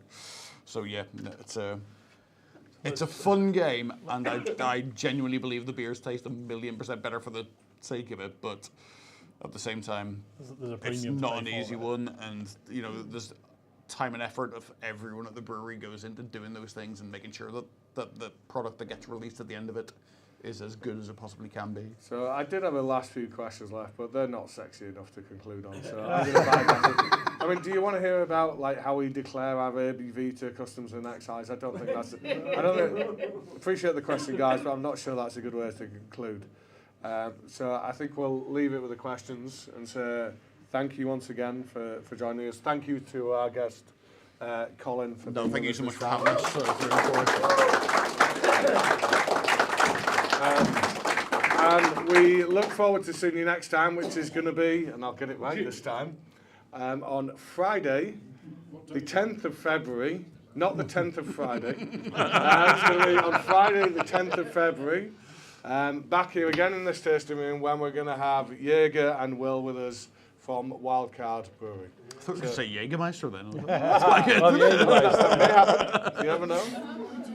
So, in the meantime, any feedback, any comments, any questions, get them through to Click the like, click the like. info@breweryhawk.co.uk. Like and subscribe. Like and subscribe. Like and subscribe. Yes. Thank you guys. We'll see you next time. Cheers. Cheers. Thank you guys.